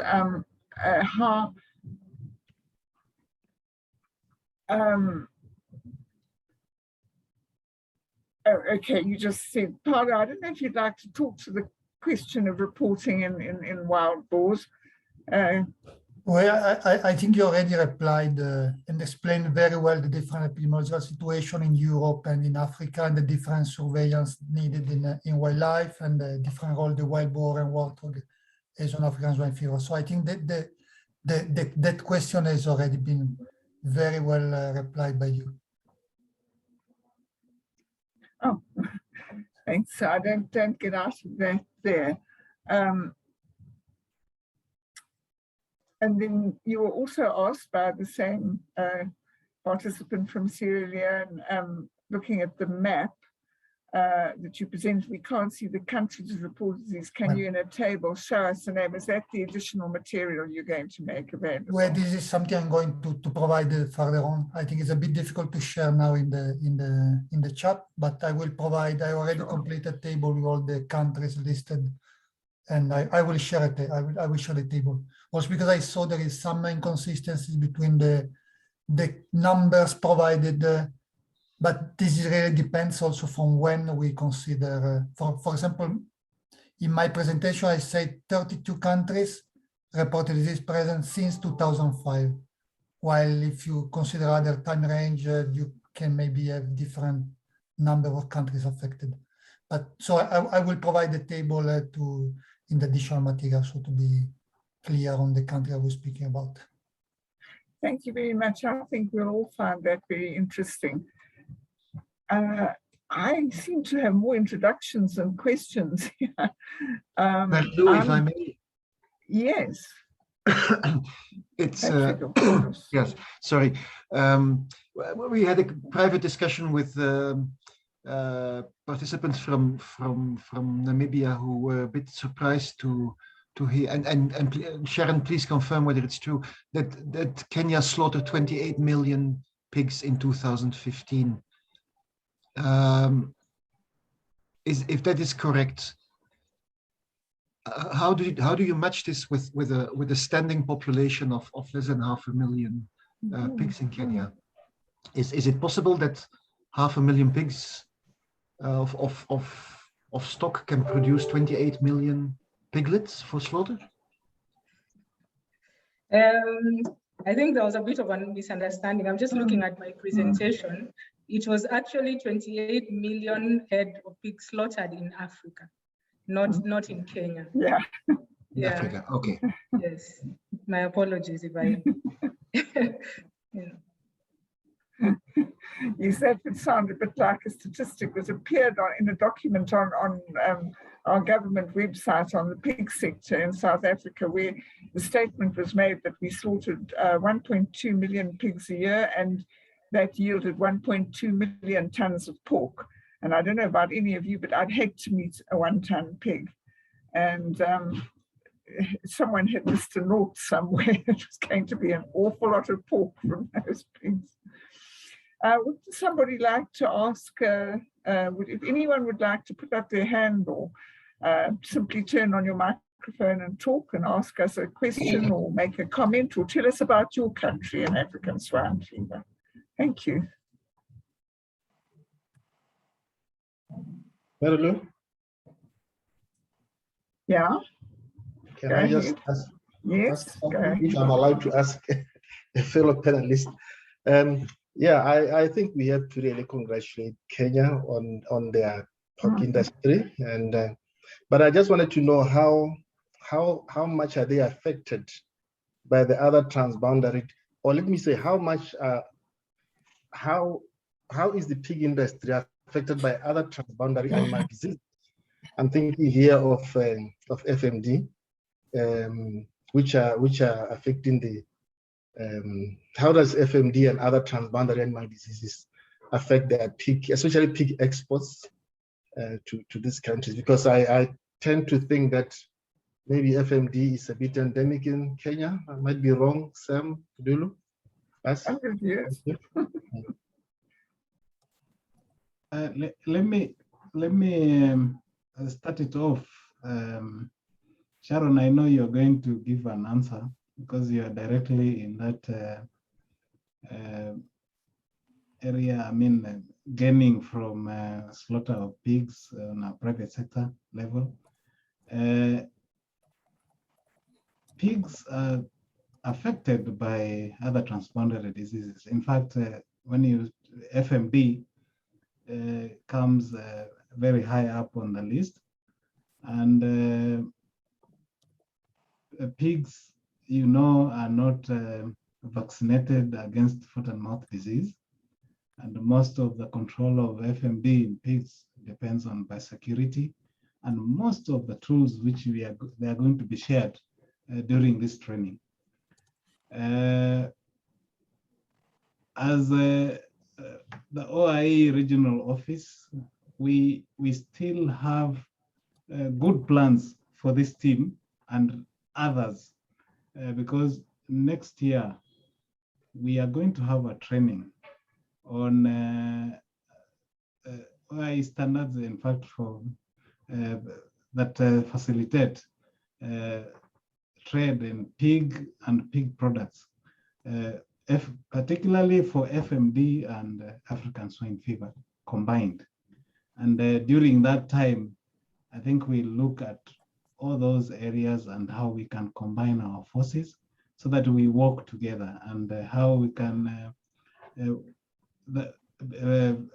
by security, how can it work now that we cannot, we don't vaccinate pigs against FMD.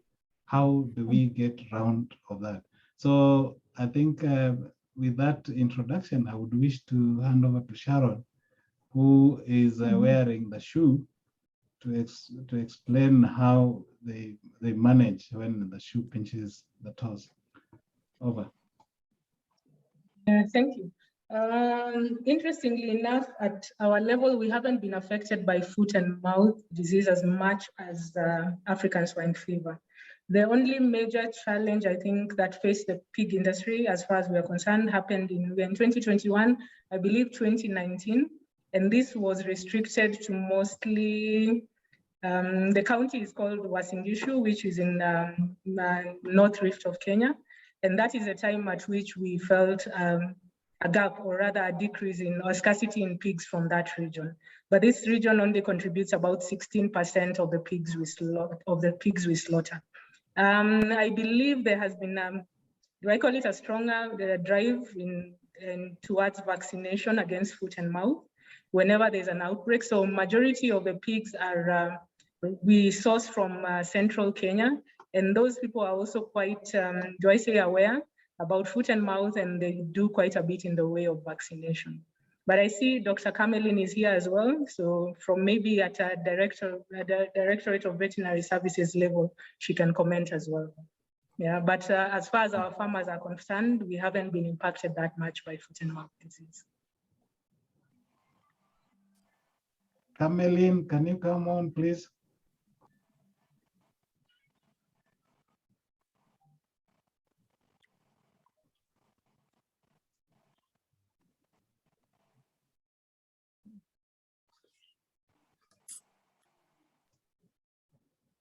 Anyway, I don't know if her systems are not working. She has just to unmute her microphone and talk.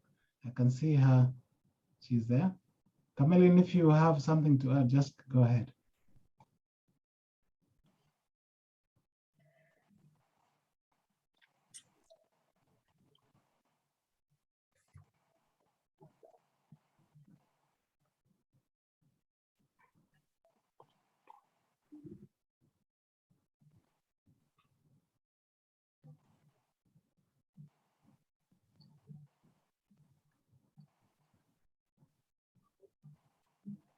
Professor Mary Lou, maybe I can hand over to you to continue with that session. Yeah, okay, thanks. I see there is another question. How can we source help for the vaccine? What's the process? The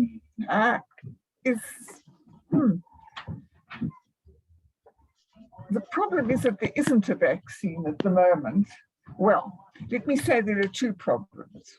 Firstly, there is no efficacious vaccine for African swine fever commercially available at the moment. And it seems, although there's some very promising developments, it seems that it's not very likely that there will be a vaccine for another few years, because once you've got the vaccine and you're sure it's safe and you're sure that it works, you need to upscale it to a commercial level. And that is something that a company has to take and run with. And some of the viruses may not be very cooperative, but replicating quickly enough and so on. So it is a process. Unfortunately, I have to break the news to you. I think you probably most of it know it already because it's been news all over, that in certain countries in Asia, or a country anyway, vaccines have been released illegally, which means they've been seeing strange chronic forms of African swine fever, because these vaccines are live attenuated vaccines, but they're not attenuated enough and they are not safe. And it's a terrible thing to have happened, because it's going to bedevil our surveillance, because these pigs are not going to show what the normal clinical signs and die. And the saddest thing of all is that this has happened before. When the African swine fever got into Portugal and Spain, Portugal had been working on a vaccine in Angola, working on developing one in the 1960s. Wasn't very successful, but by using cell culture for passaging and attenuating the virus instead of rabbits, they managed to get some attenuated strains. And exactly the same thing happened. It wasn't safe. Some of the pigs were protected, some of the pigs were not protected, and some of the pigs got chronic, strange forms of the disease. And there was quite a lot of embarrassment, and this has only really recently been accepted that this was largely due to vaccines and not to evolution of a DNA virus, which does very little changing by and large. So please don't buy any vaccines from China. It would be a bad idea because they're not ready yet. China is doing a great job by developing, working like they are at Plum Island in America, like ILRI, like OBI. Everybody's involved in trying to develop vaccines and testing them. And they're doing a good job. And those vaccines, I am sure, will be safe before they release them. But some people like to try and make a little bit of money, and they can have a little laboratory somewhere, and the next thing out comes an unsafe, very dubious vaccine. And please don't buy vaccines, because there is nothing, no vaccine at the moment that you ought to be buying, because there is nothing that is proven safe, proven to work well. So that, I don't know if that answers your question, but the main thing I think one can do is just to keep faith, keep the fingers crossed, and just keep praying that those guys in the laboratories who are developing the vaccines will really give us a good one in the not too distant future. Thank you. There's a hand from Cameline Mwai from Kenya. Oh, now she's going to comment, I think. Yes, please go ahead, Cameline. Thank you very much. I hope there's no much background noise from my end. We have not had any reported active cases of foot and mouth diseases in pigs. And like Sharon has said, most of our pig farmers also are active in dairy farming, and they're from the central region of the country where most of the vaccinations happen. And so even the FMD is, I would say, is more controlled in those areas. I think hence that is one of the reasons why we have not had the FMD cases in pigs. Thank you. Congratulations, very well done. I see there's a question from Tanzania, from Dr. Makumbu. inasmuch as we rely on biosecurity control to control African swine fever, Tanzanian farmers ask for research and subsequent production and use of vaccines in the control of African swine fever. Yeah, I guess I just answered that one. That's what everybody wants. But you know when they started trying to develop a vaccine for African swine fever, in the first paper that was published on African swine fever from work done in Kenya, the paper published in 1921 that's been referred to, the author of that paper, Eustace Montgomery, started trying to vaccinate pigs with sera from pigs that happened to recover. And he realized there were difficulties because the trouble is that the antibodies that are produced against African swine fever virus are not fully neutralizing. At the beginning, they believed, well, they were not neutralizing. Now we know it's more complicated than that. Some of them are a bit neutralizing, but there are other antibodies that neutralize those antibodies. And, you know, one of the things that one has to remember about African swine fever is that the virus, as viruses go, the virus is very big. And so, for instance, with the coronavirus, look, we got a vaccine quite quickly. Well, firstly, it was affecting people, and that does give things an extra push. But it has somewhere around 30 proteins or something. African swine fever has more than 170. And all those proteins have functions. So somebody has to try and find out, is this one responsible for virulence? Is this one responsible for antigenicity? If we take out this vaccine, what's going to happen? And it is not a fast process. And it's, if there hadn't been such huge, wow.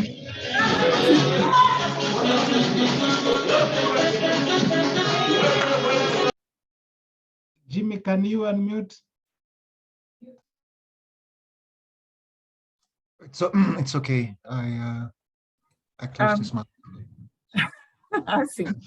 So it was a little bit loud.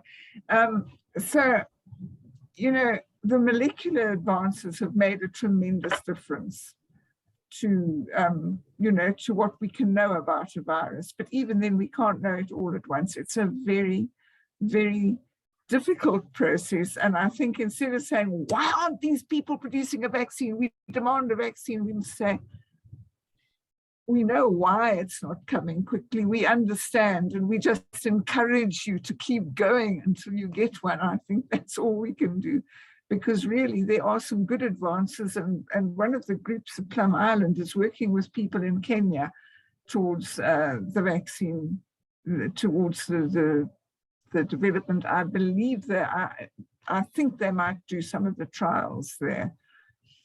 So we're not being left out, we're not falling out of the bus, but it's a very expensive process. It's not something that every lab can just say, okay, I'm going to now try and make a vaccine, because it's not going to happen. And I just, with the rest of you, I just hope it's going to happen soon.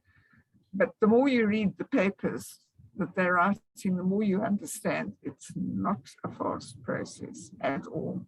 And when somebody bypasses all the rules and lets out a vaccine, as it's just, we've heard now, first, some suspicious viruses, of the genotype 2 virus that's circulating in China and Europe, some suspicious, well, disease signs appeared, chronically sick pigs, and they isolated these strains of virus, and they'd had a gene or two deleted, and they weren't really the right ones.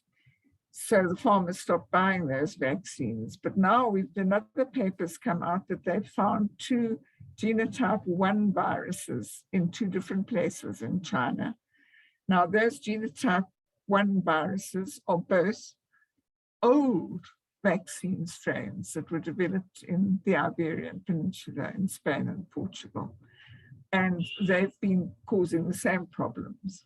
So there are people who are going to do these things, but luckily the farmers, I think, are getting smarter. I think as soon as the pigs start getting sick, they say, whoa, because I think all of us who are vets know that vaccinating people's animals it's a gamble, because if something goes wrong, it was that vaccine of yours that did it. So I don't think these vaccines that are not good are going to go very far, but I really hope they don't come to Africa.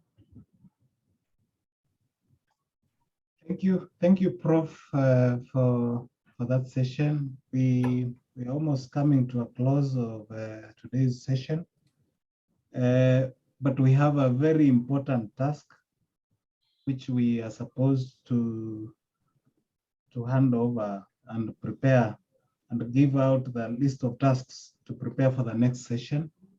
And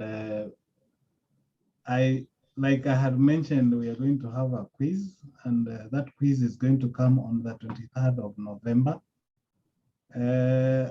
This quiz is just to check what have you picked, and whether we are doing well in this training to impart whatever knowledge the experts have to you, and how we can improve, because that will be the third session, and that's halfway, and then we will move at the same speed, so that at the end of the training, you can come out an expert to share that knowledge to your other colleagues, and also be able to carry on the task and be able to guide on decision making in your countries. So I hand over to the chair for the tasks to prepare for the next session. Over. Is this going to be for me to say, because we really just have, well, I don't know if Patrick might have something up his sleeve, but I've only really got one task that I want to set everybody, but it may be quite difficult. You've heard that the figures that we're mainly using in these presentations are FAIRSTAT figures. Some of them are OI figures, but the production things are FAIRSTAT figures. And we all know that they're not perfectly accurate, because some of them are estimates, because some countries do not report regularly on updating what their pig population's doing. And for example, about 10 or 20 years ago, I can't remember, but Mozambique was supposed to have 350,000 pigs. And then a census was done and they had 1.6 million pigs. And that's the sort of jump that you might get. And we felt that people who are in countries will be able to give better information. So rather than a list of tasks, you've got a list that is a task here. And I'm going to need help from Patrick and Thomas to say logistically how we're going to handle it, because what I have compiled with Dr. Fashina's help is a list of questions on statistics on pigs and exports and imports of pork in your countries, which we would like country members to complete. You can collude among yourselves and do one for one country, or you can each do one. And I think and then I would like to have them sent back before the next session, so that I can compile a kind of composite, and then I shall ask some of you to present that. But I'm just quickly going to, shall I quickly share my screen just to show them the questionnaire? If I manage that this time without a muddle.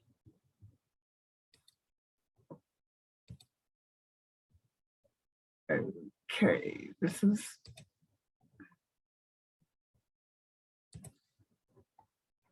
information needed per participating country for the ASF import risk assessment.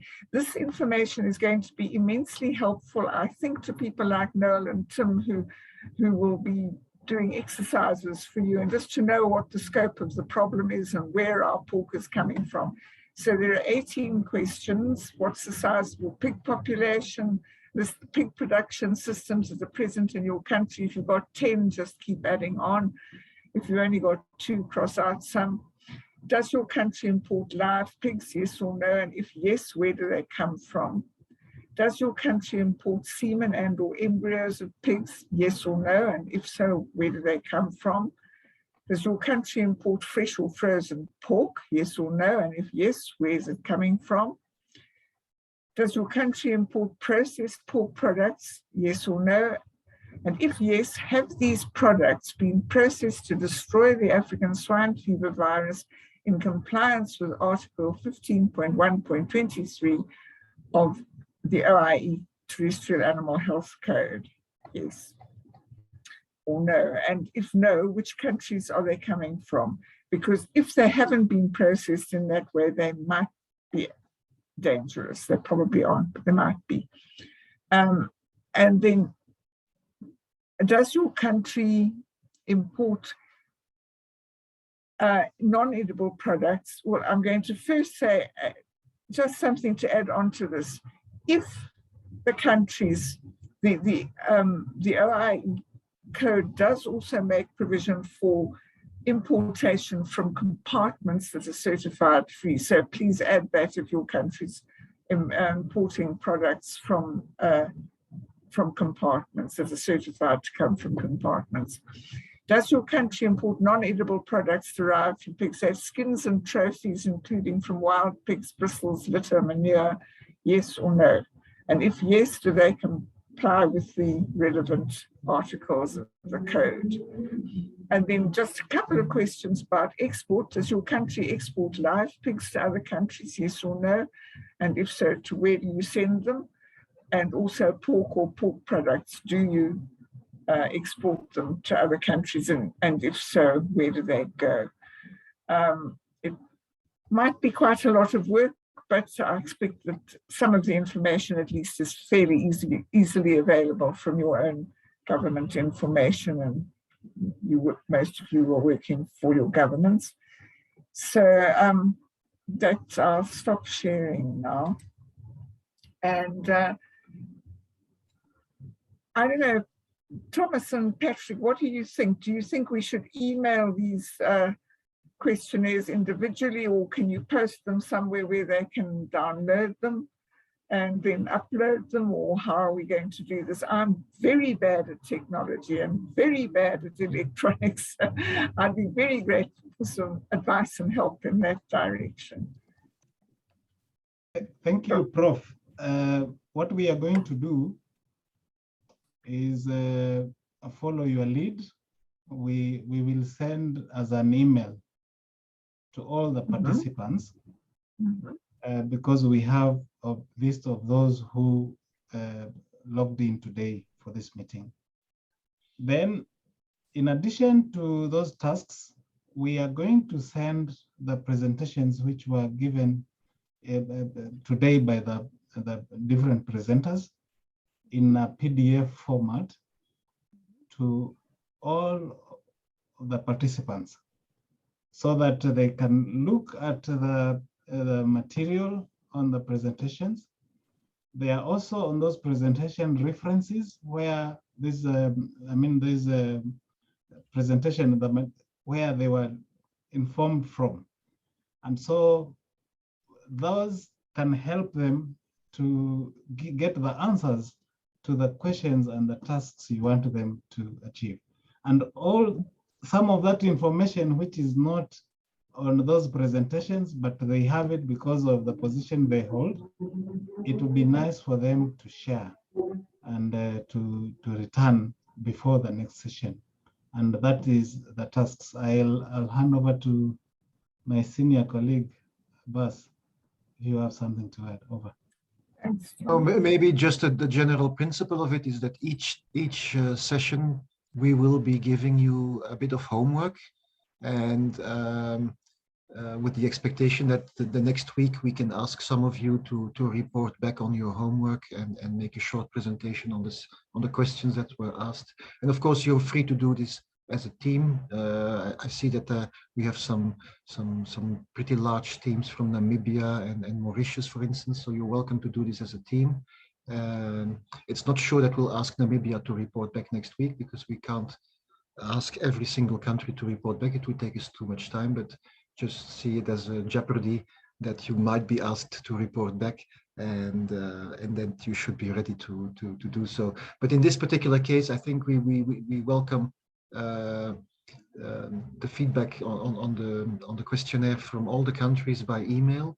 I suggest you send it to Thomas's email, and we just need to agree on which date, because the next session is already on Monday. So I don't know whether it's feasible for you, Mary-Lou, if you get the responses by Friday, whether that works for you. Friday will be fine. I don't take weekends off. It's not possible. So yeah, Friday I'll be absolutely fine. By close of business on Friday, if they could be with Thomas. And maybe before Thomas's close of business, because they're an hour ahead of me. So okay. So everyone, Thomas has just put his email in the chat box. If you will, Thomas will send you the questionnaire tonight, I guess, to all of you, all country participants that were registered today. And then if you could send back this information to the best of your ability by Friday close of business, then we can have an interesting discussion on Monday afternoon.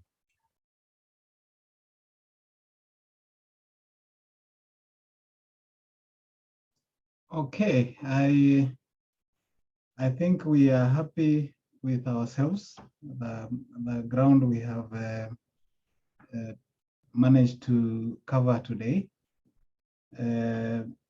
As I had mentioned earlier, I think the instructions are very clear what we expect you to do. It's a learning process, and let me encourage you. This has been done research on. Continuous learning slows down aging. So for those who you think you are getting rusty, it's good to get into even a Zoom class to learn something new.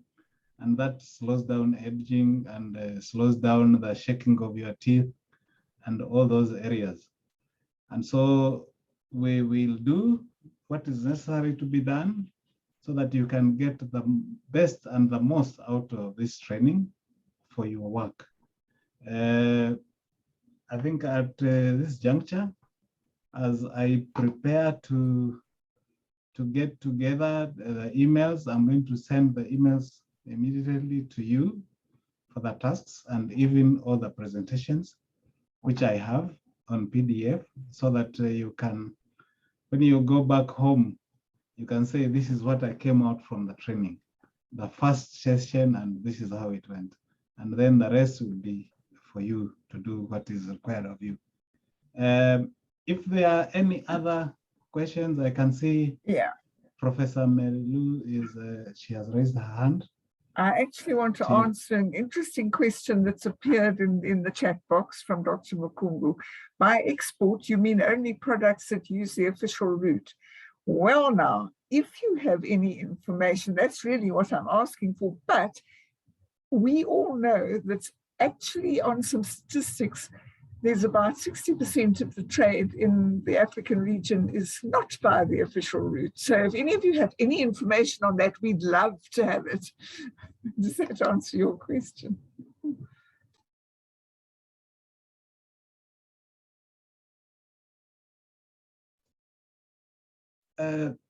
Thank you. Thank you.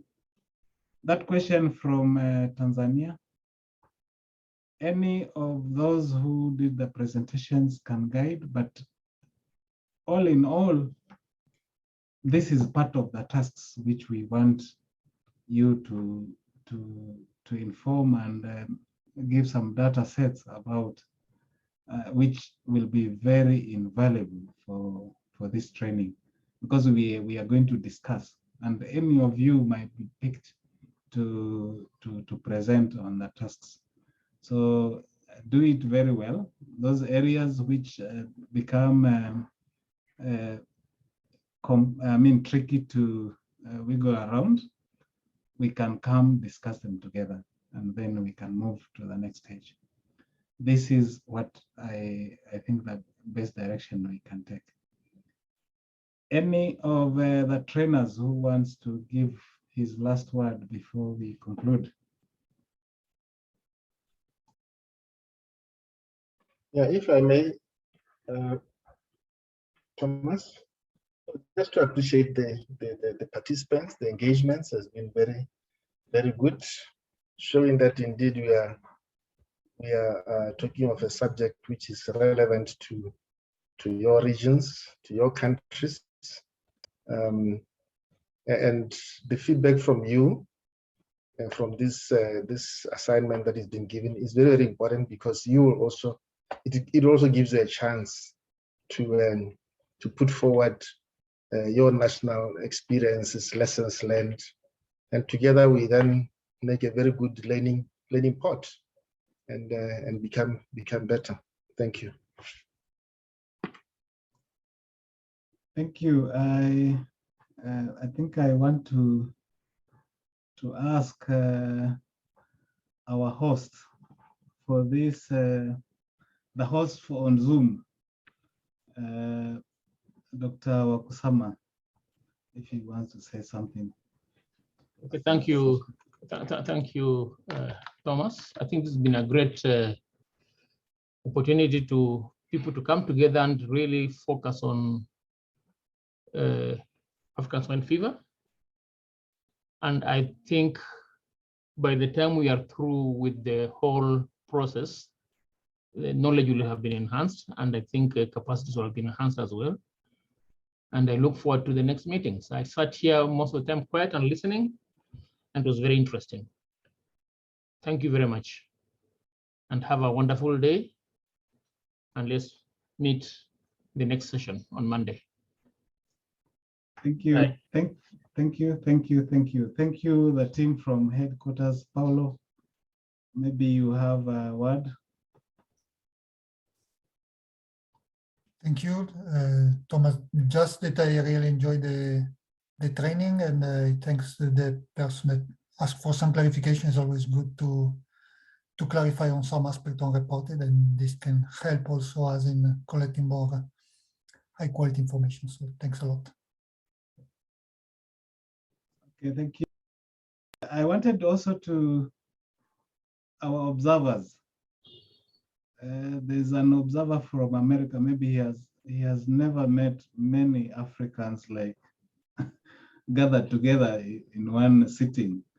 You want to say something, America? No, just first of all, thank you for the kind invitation to participate in your meeting. That's something that we can do thanks to technology, although I wish I could visit Africa. And for me, it's quite interesting just to find out a different situation. You know that in our region, we had the recent outbreak.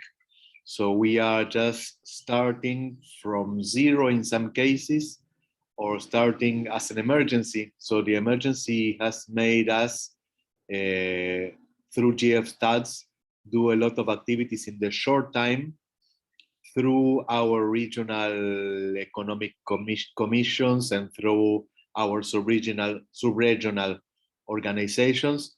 And we had to do it as quick as possible. Also, well, in situations where there are huge global trade leaders for the world. We have Brazil, we have Canada, we have US.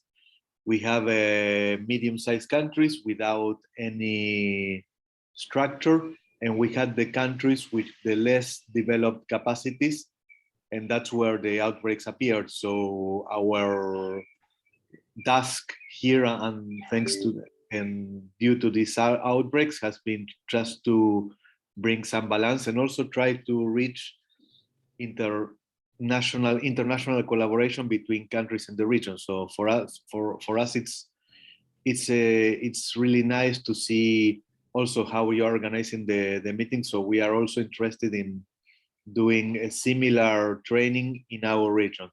And of course, we will invite this regional representation, and maybe if we could invite other countries from Africa to participate. So thank you. Thank you very much. I think I would want to end here because the other observers will give them a chance on the 23rd of November so that they can talk to us. We would want to hear from them, and we don't want to unleash all the good I mean, all the good words on the first day. There's much more to be unleashed by all the other observers and the participants, and we are going to listen to you. So with those few words, Mary Lou, can I close the session? Give me a thumb up, session. Mary Lou. Thumb up, let me see. Yes, you may close the session. Thank you very much indeed. And thank you to everybody for their great participation. And I'm really looking forward to meeting you all once a week. I'm looking forward to it. Thank you. And thanks, Thomas, for managing us so well. Okay, okay. I can see another thumb up from Uganda. Thank you, bye-bye. And let's meet on 15th of November again. I'm sending you the emails right away. Bye-bye.